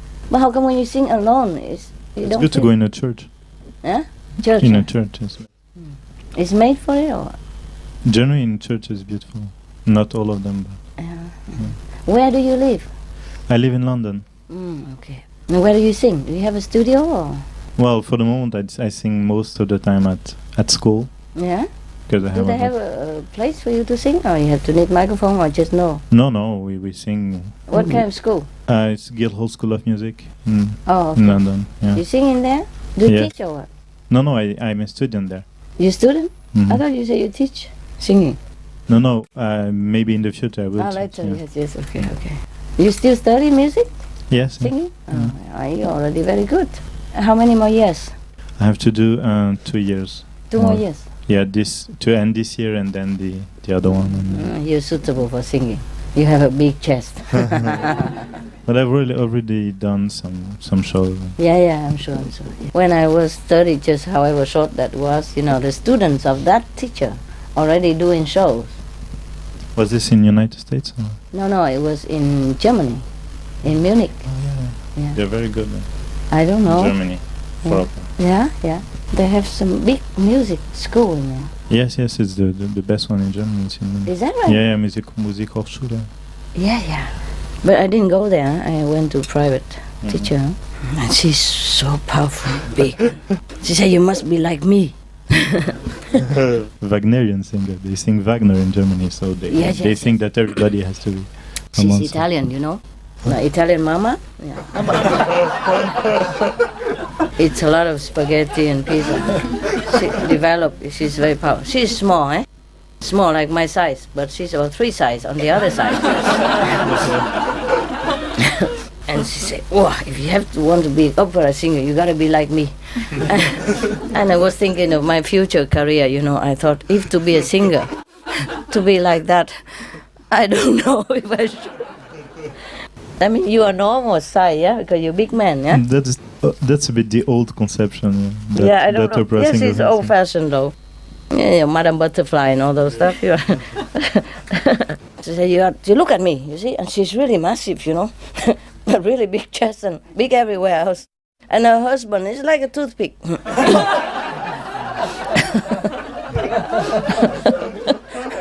I don't know why it's always like that. Most of the time. To compensate. Yes, they come and say, she's short and plump. These are XXL plump. It's not normal plump.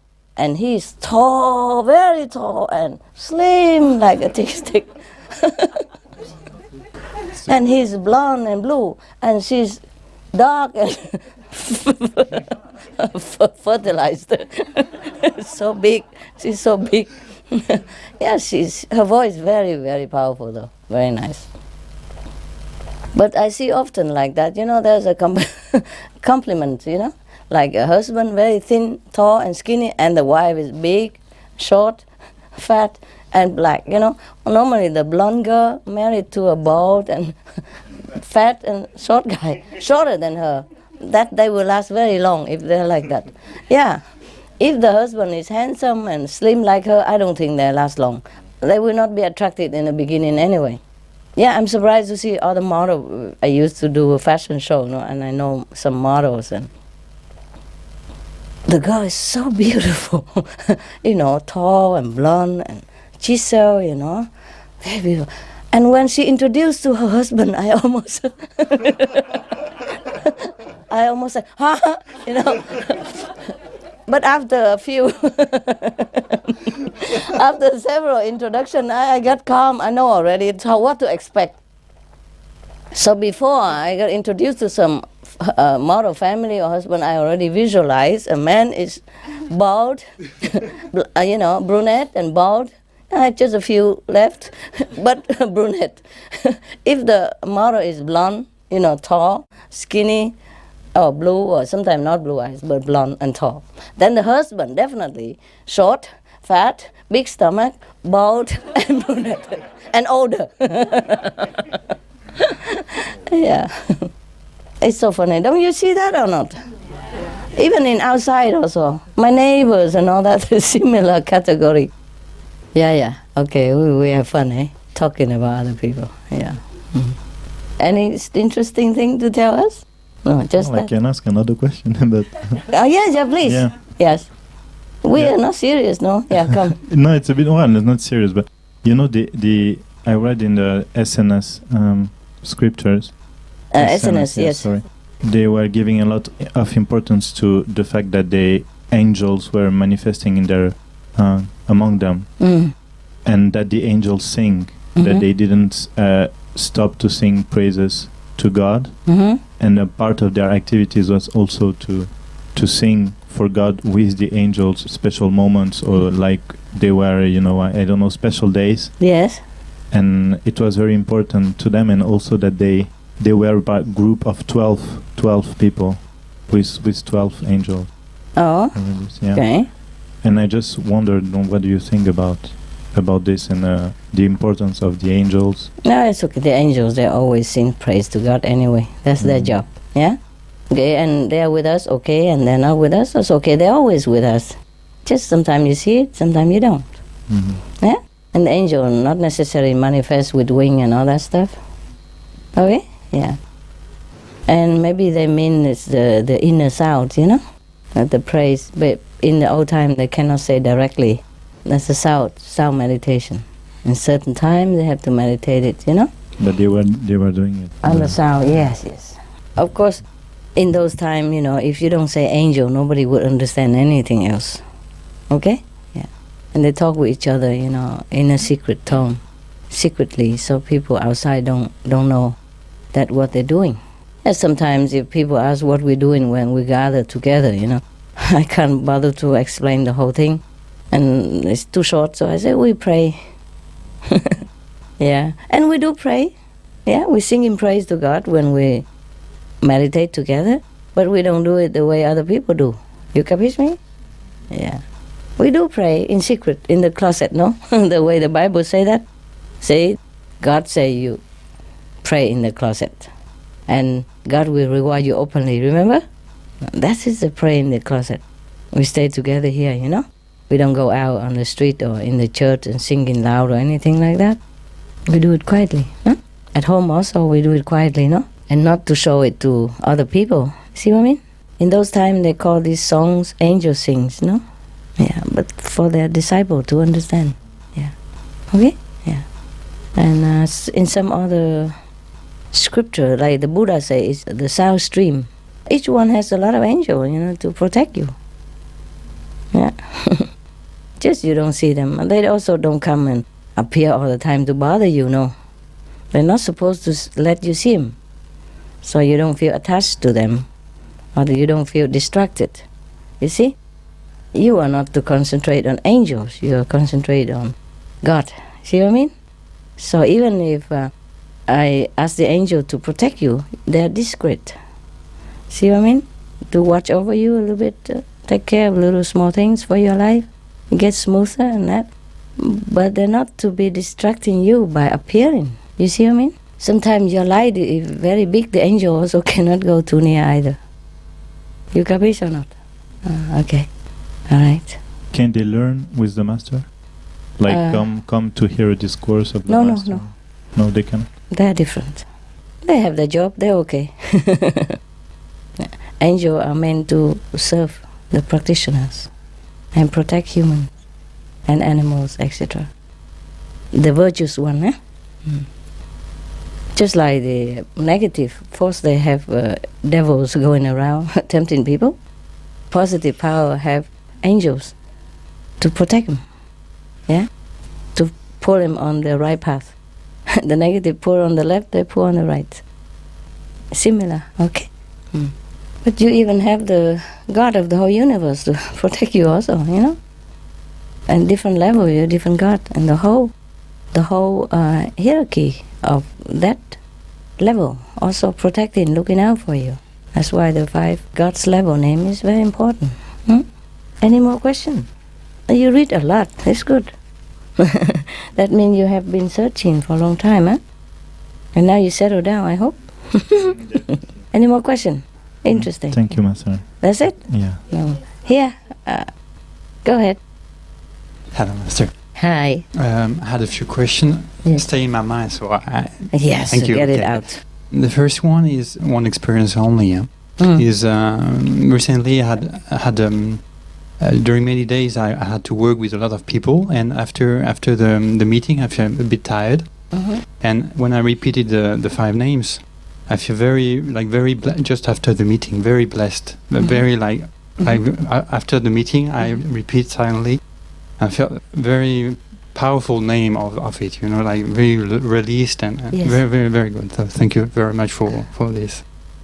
And another one question is in Hungary, one sister asks you to be resident, and you say no, maybe not now, maybe when you overcome your destiny. And I was wondering, because in Shihu retreat after Rami poetry you read us, and you say some master have the destiny to be father and have kids, some other, and it means not all the masters, they can overcome their destiny. Mm? Is it the high level master, they don't overcome their destiny, or they do? They can if they want to. It's not like if they're high level master, is automatic they overcome or not? They can overcome They can, everything. okay. Just for the sake of humanity, they have to do many things. Mm. You understand me? The master don't even need to be here. Not to talk about overcome destiny or not. Yes? But he come here, he has to undergo many happenings, many events in life, yeah? If he didn't have to, if he didn't have disciple, then he don't have to do anything. He did not even have to come to the world, yeah? Even not the very high master even, you understand? Once they're on the 5th level, they don't even have to come here, yeah? But they come for some purpose, yeah? And once you come here, you do anything possible. Even sometimes it doesn't look like befitting a master. They have to do it, yeah. The master have to be in tune with humanity as well, you know? Like your child is falling into the swimming pool. Even you don't swim well, you jump in, okay? You don't need to go in there. You jump in, you get wet, get him out. Yes, tell me. Yes, I don't catch it too. What does it mean to go over destiny? Oh, I did not say go over destiny. No, or maybe I say it's not her destiny. Ah, okay. Yes, yeah? Mm. It's not her destiny to be president. That's why I said. Okay. Even Yeah, if yeah. she come in, maybe she has to go out later anyway. Yeah, Yes. okay, yeah. I was wondering about the convenient method practitioner. What you're doing for them about the karma? You take them up, liberate them. Convenient method. Yeah. But Okay. not like they can liberate 5 generations and all that. It's only that. It's limited. Limited for themselves and maybe a few that they love or good affinity with them. Okay? Because their car is small. You have truck, you have camion, you know? You take a lot of people, yeah. And if you take just a small sedan car, then you take 4 people. Okay? Overload is never good for anybody, for driver, for the car. It just stop. It won't go. Same question with the why vegan number 4. No? Outside people, they don't have much conception about vegetarian. Yeah? Once they agree with you, okay, change the hybrid car. Yes, that makes sense. Plant some tree. Yeah, oxygen, of course. And the third one, was it? Sustainable energy. Yeah? Okay. And then after they do all that, you know, oh, vegetarian, oh, okay, I understand. If the 3 other works, that is logical. The 4 also will work. And if they don't do any of that, pray. The best is all that, you know, of course, yes. But pray to everybody, they're used to it already. So if they don't do any of those because they're not used to it, they can't accept it, then pray, you know. Pray for your life, yeah. Yeah, what else? Is there any more? Last one. I feel like I don't have many experiences during meditation. It's just nighttime. I have quite often dreams about you. Yeah? And morning I feel always good. Very, very blessed by the dreams. But I wonder if during meditation, how come it's so not little. I feel I have work like on a slow process. It's on the way. But it's just you feel. Especially when I read the book about the dogs, I feel a bit ashamed, you know. Like, why? Because they can see a lot. They have connection. They are born like that. Yeah, okay, but we You have can this. reborn as a dog, then No. No. they came from higher level, see? Yeah, like they are connected all the time, you know. Yes, they are. Yeah, Darling, that's a privilege of being animals. yeah. They are very connected with the divine. Even the wild swan out there, they are more connected than any of you are. But you get in there. The privilege of being human is blind, deaf, and dumb. Okay, thank you, Master. Yes, I'm so sorry to say you can't have everything. To be a wild swan there, they know 1,000 years back and forth, yeah? And we don't know nothing. But they can't be human. They have to eat wild grass to survive.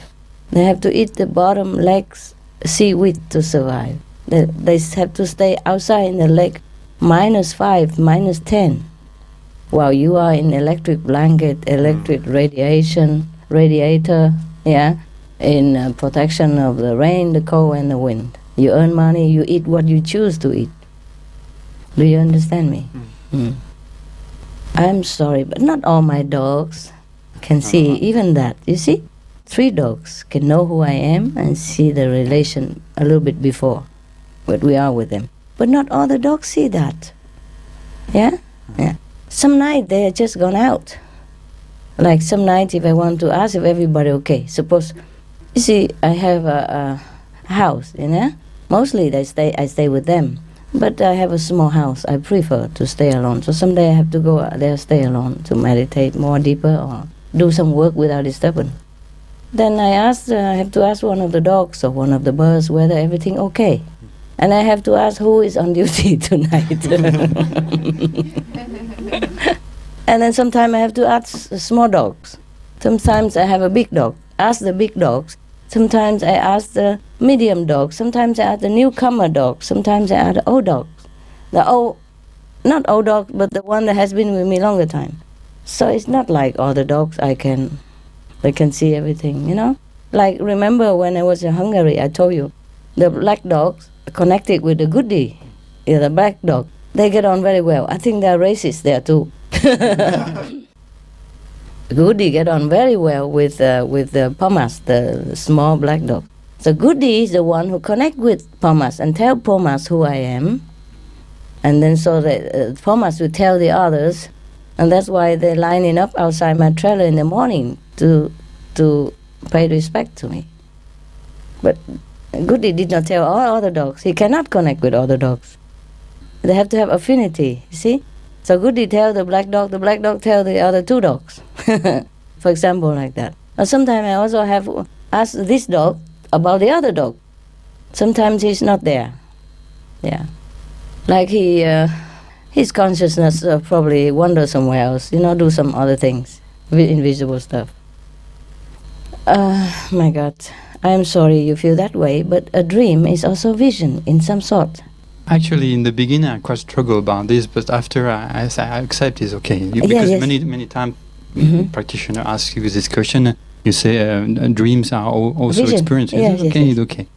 Don't feel ashamed. You're good. You're still there and you practice well. Okay. In your situation, you are doing very well. No, you do what you're doing is fine. It's okay. Yes, okay. Because sometimes when I know have translation to that, I really want to do it, and I say, then it's okay, good. yeah, okay. That will earn you also merit. Huh? Vision is part of it only. Okay? Vision is part of it. If you feel connected with the divine, that's fine. It doesn't have to be a vision. Do you feel connected? Yeah. Then it's fine. It's okay. Each one is connected differently. Yeah. See, the dog, he doesn't translate, so he has vision. No, but it's true because You have a great job. Yeah, each one has one. So I feel, Yes. and when I'm doing the translation, I feel I'm doing the job I have to do. It's Yes, okay. yes. Yeah, no. And after some translation, you do feel blessed and feel very pleasant, more light, you know? Yeah, it's true. Somehow more happy. And I remember when I do, for instance, because for magazine we are a bit late, and when I do a lot of magazine, I've had more and more, and when I read, I check the translation, I feel like very touched by the story of someone, and I cry when I do the magazine. I cry a lot. Actually, That's very good. Yeah, I feel very. That's very purifying for you. Yeah. Each one has the way to go back to God. My dogs, some of them come from high level, you know. Benny came from 5th level, no? So you don't feel surprised that you are going there, but he came from there. You don't feel surprised, okay? Yes. Thank you, Master. He came just to be with me. And of course he also blessed the world, by his presence. He meditates in his own way. He keeps the order in the house. He's a boss. That's why no other dog dare argue with him. However big that guy is, he is a boss. Everybody listen to him. They might sometimes quarrel with each other, but never with Benny. Never. You know, he's the first one and the best and the highest. So Benny just tell everybody off, however big, and they listen. Yeah. They don't dare talk back at him. Nobody talk back to Benny. Okay, what else question?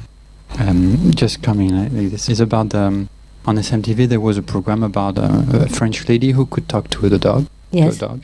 And I wonder if there will be more. The animals will more and more often play this role, like communicate, remind the human to have a more noble life. Mm-hmm. They will do like this. They or? do that all the time. All the Just time. the human cannot hear nothing. Yeah. I mean, the human will understand more and more this. The way they live their life, I don't know, honey. No, because when after the program, I feel very touched by the program, and I start to look at the animals differently. I say, oh my God, if everyone has every owners of dog could see this program, maybe they would change a lot, huh? We do it again and again. Yeah, different people. Yes. Yeah. Not just dogs, eh? Yes. Many animals are trying to remind human, but they can't. Even if like the insects or the worms or the virus who make you sick, they are the one who remind you too. To turn back to God, the transcendence of life, I have to return to your origin. They remind you in different way. It's painful way, but if any other way you cannot, then that's the way it is. See what I mean? So all the animals, insects, they are helper in some way. But humans don't capiche. I talk English and they don't even know it. I talk about a dog barking at them. How they understand. Yeah? I speak their language. I speak English. I speak Chinese. And not everybody understand what I'm talking about. And for you it's very logical and obvious, but for them, okay, she talk nice, but go home. They go home and do the same way. You know what I mean? So it's okay, we have a big television now. It's good to repeat the same again and again. Maybe one day it will register in the head. Oh, it does, but then it's germinating only. It's just a seed. And to some already have seed and germinate, or they just water a little bit and then it grow big, like you guys, yeah? And some are so slow. It's there, but it doesn't germinate even. Well, we're trying our best, If everybody would understand animals, then they would never eat them even. Animals understand us. That's the thing. I told you already, the wild swans even understand perfectly what I'm saying. He even says sorry, apologize and all that. And his wife even tell him off and take all the kids to go somewhere else, leave him alone there. As a partner, Yeah. But he still do it again, He say he's a god, he has to do it. Not really, he doesn't have to, but just father instinct, He protect his children. When he sees something big like him come near his children or near his territory, he just shoo them away. But he never hurt them, just shoo them. Yeah, it's very interesting. Like he want to shoo a swan, he just come near, and he stop there. He's going or not? You going or not? And then that guy, if he goes, okay. If he doesn't go, he continues circling around or pushing, But he doesn't hurt that geese at all. And then normally, because he's big and powerful, bigger than the Canadian geese, so he just come and pop himself up 5 times bigger. And that guy is scared to death anyway, already gone, going away. And they fly together, parallelly, yeah, to make sure that the guy going away, yeah. And he fly with him all the way to the other end of the lake or wherever, just parallel, and then land it together, have a little negotiation, and if the guy is gone, then it's fine. He fly back. He doesn't go near and attack that guy. Once he flew away, he doesn't go near him, harassing him anymore. He just go parallel, land it parallel, and talk a little bit, then go. Or sometimes he shoot just from here to the window, a few meters away. And if that guy go a few meters away, then he leave him alone. If come back, he shoot again. Sometimes I feed him, he don't eat, he just keeps shooting everybody. He doesn't shoot everybody, he shoot just the big guys. Yeah. And sometimes the ducks, if the ducks are unruly, then he shoot them, but never hurt them, never. I never saw him bite them or anything like that, no. Just shoot them, big, powerful wing and stress in his neck and the whole body and everything. He's standing on the water, like a yogi standing on water and walk on the water, go near them. So that his body is more shown, on the water. So going, wow, even I get scared. He become very big when he's out of water. When he's in the water, the swan look very small, simple. Not small, but smaller. When they're on land, my God, they're almost as big as I am. and when they puff themselves up, to scare the enemy, then, look powerful. So he shoot them, and then I scold him, and he get ashamed too, He said sorry, and he lowered his head, and he went away. Yeah, say sorry, but next time he do the same. It's just automatic reaction, Yeah. But he does understand. He does feel sorry. He does say sorry. Yeah, what else? Anything else?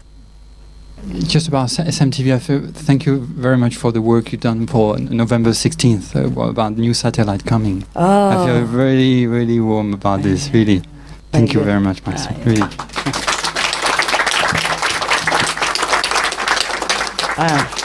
You're welcome. It's all you guys also work, Your longing and your help in translation, yeah, and doing the show and everything, research. There's a lot of people working in there, Not just the money, huh? Yeah, everybody has a good heart and noble ideal to serve human, to rescue the world. Don't we do it together? Yeah.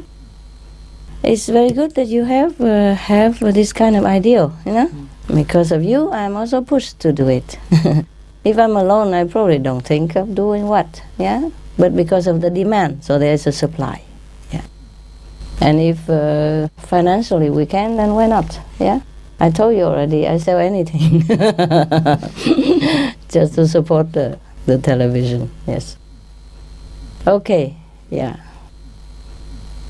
It's the best work, because suppose I go around and lecture every day, still can never reach everywhere, And only 1 or 2 days, and then they go home and forget it.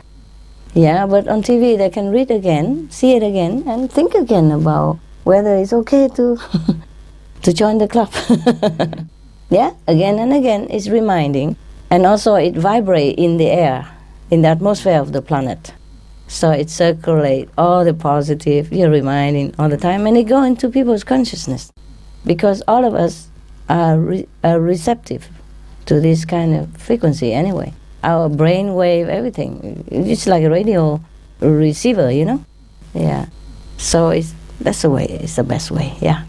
Because before we go to lecture and all that, sometimes it costs a lot of money, but it's not much use, because after 2-3 days, if I can be with them every day, they would never change, you see? But I come only 2-3 days and then have to go to another country, and then they get dragged again into the habit or the mainstream of the negative power. And so I think this is good. Yes. Better use money on TV than go lecture. Also, it's green, I don't have to go on airplane and a lot of you don't have to move here pollution for the world, So mostly now we have video conference and all that, no? It's green, no? We are going green. Your dress is green. What, love? Yeah, it's I even use a green pen now to sign. To remind everybody to be green. Any more question or opinion? Yes, go ahead. Continue, don't worry. Yeah, Master. In December I go to Brazil, which is a very big country with a little number of initiates. The Portuguese speaking? Yeah. Okay. And I wondered if I could do an event to you present, can do anything. to Yes, present of course. your teaching. Of course you can do anything you want. Okay. Yeah. So just to show a video, say something about Yes, of course. You get all the initiate, come up and do it together. Okay, we'll do. Yes, they will help you. Yeah. Fantastic. Okay. Thank You have my support. Thank you.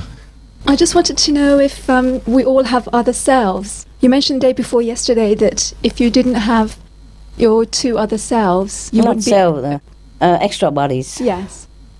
Because of the extraordinary amount of karma, you wouldn't be around. Yes. Does that mean that your 2 other bodies take on a lot of karma then? 3 other bodies take on a lot of karma? Yeah. Or otherwise you wouldn't be here, so they Yeah. take on a lot of... Does everybody have other selves? No, you can't create it. Right. Okay. No, you can't. Yeah. Okay? Yes, I had another question about. You want a cell? Sorry. No, it's just that Nowadays they do something called cloning. No, it's just that once I had a really weird dream, and I didn't think it was a dream. Tell me. It wasn't a dream, but I dreamt I went through my bed, through the ground, to the very lower level. I thought I was shown my lower selves. Yes. And one of them was just a mad woman with Yes. very long hair. And when I looked at her, I knew that she was me. Understand? And I was wondering why I was shown that. And then later on, a few months later, I was shown another dream, which seemed to be connected to this dream. And this mad woman had got better, had evolved in some way. And she was at a higher level. And she came and talked to me. I was going somewhere. I was going in a lift. And she suddenly held on to me and she said, "Take me with you." And I knew it was the same mad woman, but she wasn't mad anymore. Yeah, she I wasn't understand. like she was before. Yes. And I just wondered whether that was true, or what it is, or what it meant. Was it a lower level of me, or was it It's just your a past life. Oh, You evolve from that mad situation into a better situation. yeah. And now that just want to tell you that you're already higher than even that high woman. See what I mean? Okay? Yes. Just a past life. Understand. Okay? Thank you. Yeah, just you see your past life. Okay. Okay? It's not a self, thank God. No, thank God. Thank you. You don't need to take on somebody else's karma, so you don't need to have an extra bodies. Right. I need it. Yes. Okay? All right. I'm doing the job for you. Yes. Thank you. Anyone else? Oh, any more questions? Thanks very much for the opportunity to ask. I've removed the bed, trying to meditate through the night. Would you recommend to try and cut down on sleep as much as possible? Because like in this retreat, it's possible to go right through without sleep, Okay. and it works. So I just Oh, wanna you make sure- do sleep, please. When you sleep, you don't know only. What I mean, But it's what I like mean an is- hour, right? It's different. Sorry. yeah, before you sleep, you should concentrate and meditate. And then slowly also lay down in that concentration state. And then all the night is meditation without your mind interfere. That's why sometimes people meditate in daytime, they don't have vision, but at night they dream. They have vision, yeah? A real vision. Like dream-like, but it's real, yeah. So what is it that you want to ask? I don't mean that you should not sleep or anything. Do Okay. what you can. So I shouldn't push too hard and trying to not sleep, as it were. Because you'll be Just, too exhausted pushing, Okay. yeah. But if you can, you sleep anyway, whether sitting or laying. You sleep before you even sit down. No. So do what you can, okay? Yes. But at home it's more difficult, right? A little, yeah. I guess I'm the only initiated person in the family.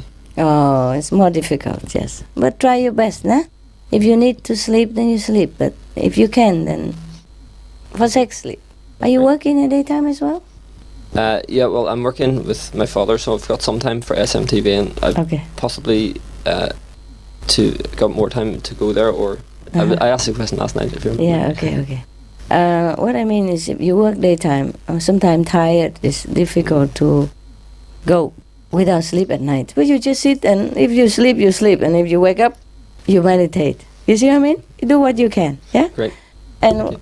if you sit, it's maybe less difficult to sleep than when you lay down comfortable. Right.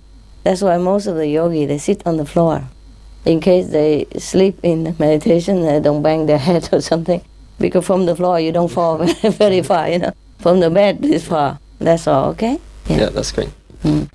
Before I became a master, you know, I just sit all night, you know. I just have a small square blanket to keep me warm and another blanket. Sometimes I don't even have blanket. If I travel, I just use my coat. Yeah, a long coat, and I wear everywhere, and I cover, and then I just meditate all night. Yeah, if you can do that, it's good. Yeah. If you don't have work, you know, and not too stressful work, it's easy to do it. But if you have responsibility, a lot of responsibility and headache, you have to worry about this, about that, then it's a little more difficult because you sit, but your mind is still thinking of what you have to do tomorrow or what had happened today that you have not been able to solve. Yeah, the problem is still hanging in your head. Then it's a little bit difficult. But you just sit until your mind gets tired, and then you also go into samadhi. Yeah? At least you try. Be the master of your mind. I know you all try very hard, and I'm very impressed. Honestly, I am. Thanks very much. Yeah, and well, you can only try your best, yeah? The more you meditate, the better. But then we have to discharge our obligation, and that's the problem. You think I have time to meditate all day, all night? No, I also have to work a lot. You see, so we all in it together, you know. Same boat, no? Yeah. It's just sometimes I feel, oh God, look like all the work come to me. Even small thing like paying bills. Already have assigned money everywhere already. Still want to come and nag me, you know. Just want me to do it personally, you understand? I hate all this kind of ego. Anyway, that's it. Don't want to talk about that anymore. I really miss the time in the cave and all that, you know, or the Himalaya, carefree, you know. In Himalaya, in India, sometimes I'm in some ashram, yeah? Then they cook, then I also eat, but I pay for it. But then the food is so lousy. Sometimes they cook the bread, is like only half cooked, you know? In India, in the Himalayas, sometimes I can't even cook. I just eat whatever I wash in the rain, you know, the vegetable I wash in the rain, under the roof, I wash it and I eat it, and no water. And sometimes I eat raw all the time because can't cook. No opportunity to cook. And sometimes I have to stay on the roof for 6 months, and just with a coat on my head day and night, you know.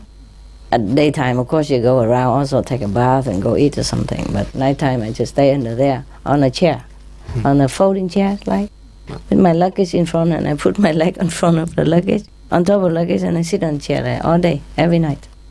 It just seems like you guys here. Yeah, except daytime I move around some, you know, and sometimes I meditate, sometimes I move around. You gotta go to eat and bathroom and all that, that's it, yeah. But then if I'm not in any ashram at all, then I just eat chapatis, peanut butter, and cucumbers. Or tomatoes. You know, those easy to wash. If I eat raw, I eat something like those things is more hygienic, you know, what cabbage, right, you know, yeah. Yes. And you peel off all of that, and then you can even eat raw without much washing, yeah. Otherwise, if when I'm in the mud house, and I cook chapati myself, you know, I have just a small plate, just like a plate, a little bit deep. Yeah. Deep like this, so I can cook tea also, yeah? And I just put flour pat on it, flour paste on it, wholemeal flour, and some water, make it into a paste, yes. Dough. And you use your hand to flatten it and make it round and put the size of the dish and put on it. And I have the 3 stone to, like, and then I collect some wood, dry wood from the trees, you know, from the tree that falling down. And I just cook like that and then put a butter on it, peanut butter, huh? And some cucumber, some of the lucky days, cucumber or tomatoes. That's it. You don't get fat by that, but you survive. When I first came out, I was very skinny because of that. No, I didn't eat much. Yeah, but I long for those days. I don't mean the luxury, or you can always stay in the ashram. It's not true, huh? I walk around, stay in caves, or sometimes could stay in the open or on the roof, in front of the boat. I can't afford the room inside the boat. I just stay in the front of the boat. Yeah, it's cheaper, only 5 rupees per day. 5 rupees is about how much? Maybe 10 cents. Wow. Yeah? Nothing, American right? cents, right? Wow. Something like that, right? Nothing, yeah. How much is that in Europe then? 10 cents is about like 7 cents of euro. 7 It's like cents? 5p or something. Yeah, 5 rupees. Yeah. 7 cents per night, per day, you know? That's cool, right? Yeah. So, and I put an umbrella, you know? I have a sleeping bag, cover my whole body, and the umbrella just to cover my head so the dew don't come in. And later I can't even afford that. I sell the umbrella too. In India, they buy anything. I told you already, huh? Yeah? You know that, right? Okay. So it's not like I live a luxury or anything there, but I'm homesick for those days. Because you don't have responsibility. Whatever you eat, you feel good. You don't yearn for, you don't crave for anything more than just what you eat. Even if I did, I couldn't afford anyway. Peanut butter and chapati, that's all I can afford. Now and again, a samosa, you know? They are very good. At that time, And now I feel like eating straw or something. It's not so good. Too much stress. Okay.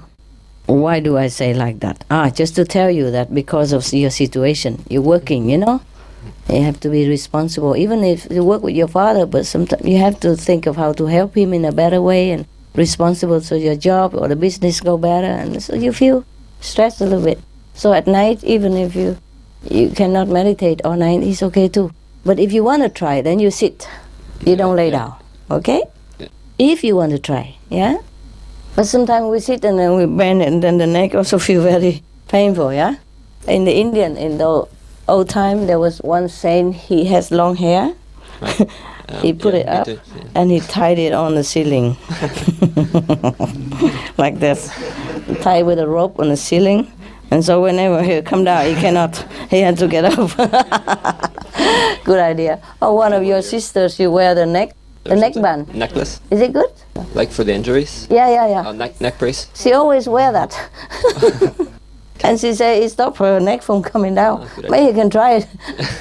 Yeah. By the way, give me one. My friend's a doctor, so I'll order about 500 or something for everyone. Your friend make it? Is a doctor. I know some of my friends are doctors. Like Oh, public okay, health. cool. Maybe I'll try it again. Yeah, maybe to protect your neck, it might be good, huh? It might be very hot. No, not in France or not in Europe, huh? Yeah, it's okay. Yeah, maybe you can make some, yeah? Can order, anybody want to order rice hand? Buy me one to try. Okay. Put it in the center, and whenever I come, I get it. Free gift. Okay? What color? Not gift, I pay. I gotta pay for it. No. Okay. Just to try if it helps anyway, nah? You try that. If it helps, you can sit all night, then it's okay. But it's not an obligation. Yeah, sure. It's just a suggestion. Yeah? Okay. More question? I have a friend, she's Christian pop singer, Christian pop music. Oh, Christian pop music. Yeah, and she bring her CD out in America. And I would like to make an interview with her for SMTV. Is it okay? Because she's also vegetarian. Good, why not? Yeah? Okay, thank you. Is she famous?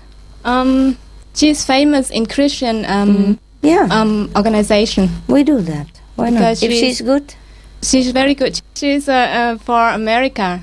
So every year they gather like 30,000 children together from around the world. Okay, good.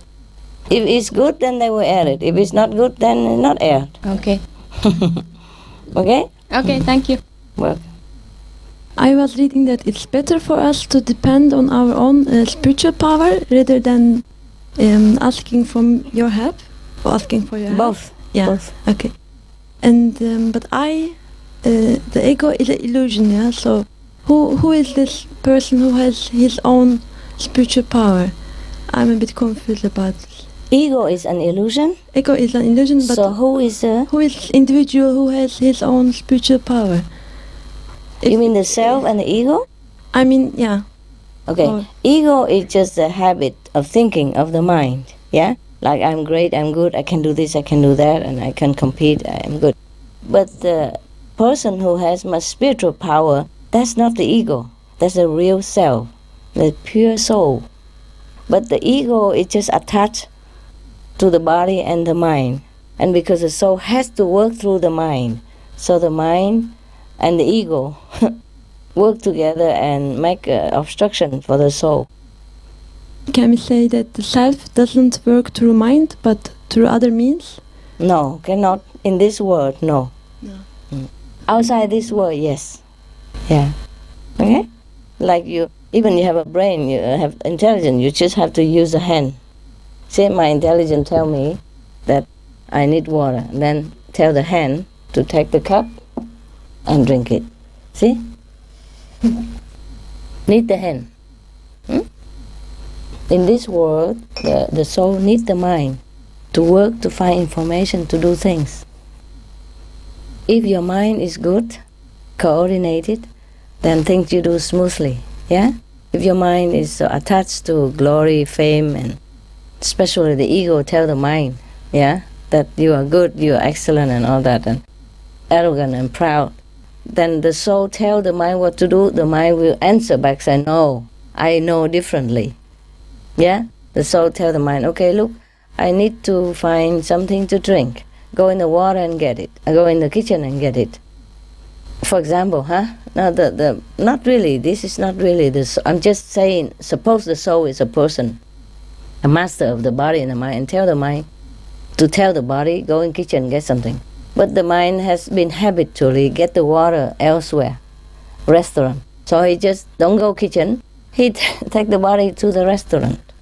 It's further, it's cold, costs a lot more money. For example, like that, okay? Welcome. Anything else?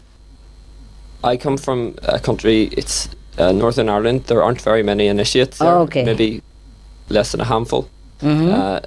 And I'm considering going, say, for example, SMTV if that were possible, or somewhere else, but is it of greater benefit to stay there and try and spread the truth there, or? Good idea. Okay? Make more of your friend. If you don't have, then give birth to some. Yeah, do something. Don't just sit there and wait for me, huh? I'm alone, huh? You do something, okay? You be my hand, huh? Is there the possibility in the near future that I follow you? To do what? You're not following me right now? No, I do. I mean, it's like resident? No. What for? You're working well out there. No need to follow me to do what? No need, okay? Yeah. We don't even have a place for residents right now, do we? I just have a very small place and dogs are all over. You have no chance to stay anywhere. One of the person come and he say, Master, never mind, I can stay with the dogs. It's not now, okay? We don't know, okay? Not now, but there's no need. You stay outside, you spread my teaching, you do whatever you can. That's better, okay? Follow me around, just nagging me. Even once in a while we have a retreat and some people already want to nag me around, not to talk about stay around me. I cannot bear too many people around because they come different purpose, you know. They just come to bug me. You understand what I mean? Not necessarily that you're near me and then you become more noble. No, you come just to be special and that you can bug me every day, that you can be so close. And then you can ask anything, anytime you think like that, okay? I'm very busy. I keep minimum people around so to help me take care of dogs and pets, clean the house, like that, okay? I don't think you can take care of dogs. I don't think you can take care of birds. I don't think you even can clean the house. So there's no job for you. If you can't even clean the house, then I have to even clean your room. Yeah. Any more questions? Go ahead. Yeah. When you talk about the frequencies in the different levels, is that the intensity of love, like there is of love, like some love that is so different from the human love that we cannot? You can say that too. Yeah. Just energy, you know. Okay. Like a microwave, huh? Yeah, it's also from electricity, yeah? But it's so intense, you see what I mean? In the microwave oven, that you are advised to wait a few seconds after the microwave stop to put your hand in there, to take your food out. And it's also written somewhere that stay away from microwave radiation. Yeah, stay away. You see that?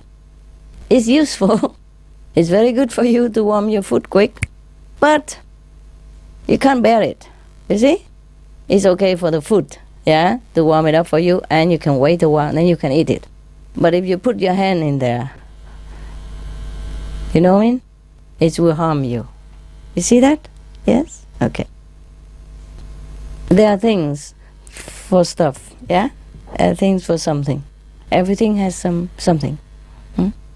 And electricity, you know, that is very useful. We need it to warm us, to have light and everything. But don't put your hand in the raw wire. You see what I mean? You can't bear it. It will burn you. It will kill you. Same, there are frequencies, differences in different level of consciousness, no? In the God kingdom, something that you cannot handle, then stay away from it. Okay? Yeah. But the powerhouse of this highest level is the one who sustains the whole universe. Yeah? Keep it in order, keep it alive and in shape. Yeah, and harmonize in it. But it's not something you can handle. Hmm? Can I put my question in a different manner? Yeah, sure. And I want to know if, Okay. Is there love in all the levels, or is there something above love? Yes, of course. Only love. Just different intensity, yeah? And over there you just feel so happy, just feel loved. It's not like the love here that, well, put it this way, if you're in love with someone, have you ever been in love? Yes, okay. And when that person loves you back, you feel so nice. Even you're away from that person, you sing in the bathroom, you feel she's loving you, yeah? Feel very happy. When you're eating, you think of her. When you sleep, you dream about her. And when you do anything, you see anybody look like her, you just feel happy. That's it. That's the love. That's the minimum love of the love of God that you could feel. And can you see how happy it makes you? Anybody who fell in love who knows it, right? Okay. Can you imagine? Trillion, zillion time of that. It will burn you. Sometimes even just love and longing for the love here already feel very burning, yeah? Can you imagine it burns you more up there? See what I mean? The concentration of that love, okay? But you feel comfortable because you already purified to that level of love on the 5th level, yeah? Yes. Further than that, you have to be part of that. Otherwise, you cannot bear. Yeah. Electricity, they can bear themselves. Yeah? The electricity can bear itself, but we cannot. But we can make use of that electricity. We feel the electricity everywhere. Now, it's invisible, what we know it, through the light, through the camera, through the microwave, everything, yeah? But don't touch it. Okay? Yeah. So, the levels of divinity above the 5th level is a powerhouse of the whole universe. Understand me? Yes, the intense powerhouse. So it's not diluted, it's pure. So it's difficult to can't handle it. Yeah. Even electricity, like a big electricity powerhouse or electric pole, you even advise your house to be away from it. Some electric pole, big pole, human are advised to even stay away or your house build farther, because if you live too long nearby, it's something wrong. They say it's no good for you. See what I mean? Okay, any more questions? Yeah, your question very intelligent, very good. Go ahead. No, because I never, how can I say, I don't feel like important the levels. I don't know, it's very abstract for me. What level? The levels, 5th level, 6th level, for me it's very abstract. But when you talk about love, I am very touched, so I just wanted you to... Okay, I understand. Okay. Of course, because, I can also say that the astral love, 2nd level love, 3rd level love. Yeah, that is the intensity of love, because love is also an energy. That's why when you're in love, you feel so energized, yeah? You feel electrified, yeah? And even when you love her, when you think of her, you feel recharged. You see, that's the love that we're talking about. But it's only a very fraction of the love of the universe. You understand me? That's a duplicated. That's a fraction. The last copy of the love. And still you feel so good like that. Okay? So, if it's more intense, can you bear it? Not really, huh? Okay? A little portion you feel comfortable, but too much more you cannot, yeah? For example, even if you're in love with your girl, but you can't be 24 hours together all the time, it will be too much, right? Okay. Even human love like that, it's a bit too much. Or your mother loves you, but you can't bear to be around her and hug and love all 24 hours. You see what I mean? Let alone the love of God. Okay? Yeah. Any more questions, guys? This is a suggestion. When you were talking about meditation and the master who tied his hair up to stop his neck from falling down, and we're saying about something softer, I just had an idea that a travel pillow, invert it, and it's soft, may work. Okay. Just a little, just a suggestion. The neck brace, yeah, similar. but it's soft. The travel pillow is a little bit They can, flat. Yeah. You can blow them up to Make it higher? Yeah, whichever you need. Oh, that's cool. But it's bigger than the brace is smaller. Yeah, the travel pillow is bigger, right? You can get them big or small. Might be harder. Yeah. Just hey, an whatever idea. good for you. Whatever good for you. Or just hang your neck up. No. I don't advise any extreme. Do whatever you think appropriate for you. Yeah. Then just to keep yourself, straight. Because sometimes if your head bent too long, maybe you feel a little pain or not. Okay, then just use a neck brace. Yeah. The one people use when somebody has something wrong with the neck. Yeah. Okay. Yeah, that's a cool idea. Why don't we do that? And then in the future, the Qinghaiism have to wear. The Qinghaiists have to wear the part of the religion. Qinghaiist. My God, we have rosary, we have scarf, we have headgear, we have turban. And now we have neck brace, a new religion. Neck braces. Oh, God. And we have carpet, prayer mat. Oh dear God. I'm sure in the future the Qinghaiists will wear the neck brace as a must to be Qinghaiist. So I have to tell right here now, in the future when I die, stop all that. After I die, stop all that. Okay? It's not me who encouraged that as a religion. It's not a symbol of enlightenment. It's not a symbol of moral standard. It's not a symbol of my follower. Nothing at all. We just use that as necessity. Just like you use your pillow to meditate, or a mat to sit on to meditate. It's the same, yeah? Lucky the Muslim only have a prayer mat, but you guys have pillow, blanket, shawl, what else? And now a neck brace. Wow. Okay. The Sikh, they have hand bracelets, yeah, a silver hand bracelets, or stainless steel, whatever. And they have a comb. Then they have a short, and they have turban. I think 5 things to be a Sikh. I forgot what it is. A short trouser, like boxer, and bracelets, and a comb. That's 3 already, huh? Turban is 4. A what left? A sword? Oh, I don't see any Sikh wearing that. I think nowadays you better not wear it. So then the 5th one cannot count, yeah? That was because they had to fight all the time, yeah? Before, yeah? For self-defense, I guess, because the Sikhs, disciples and master has been harassed all the time. Oh, their history is a bloody history. Okay. All right. What else? Suggestion, question, answer, opinions? We can talk again later. You guys think about what you want to ask, yeah? And then we will discuss again. Oh, if not, just sleep. Yeah, meditate.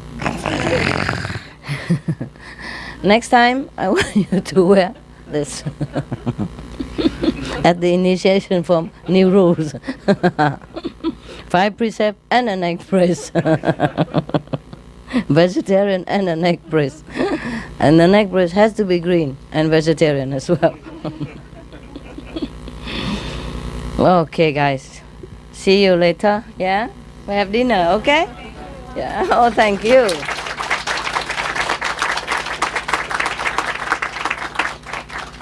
Thank you for intelligent question. Yeah?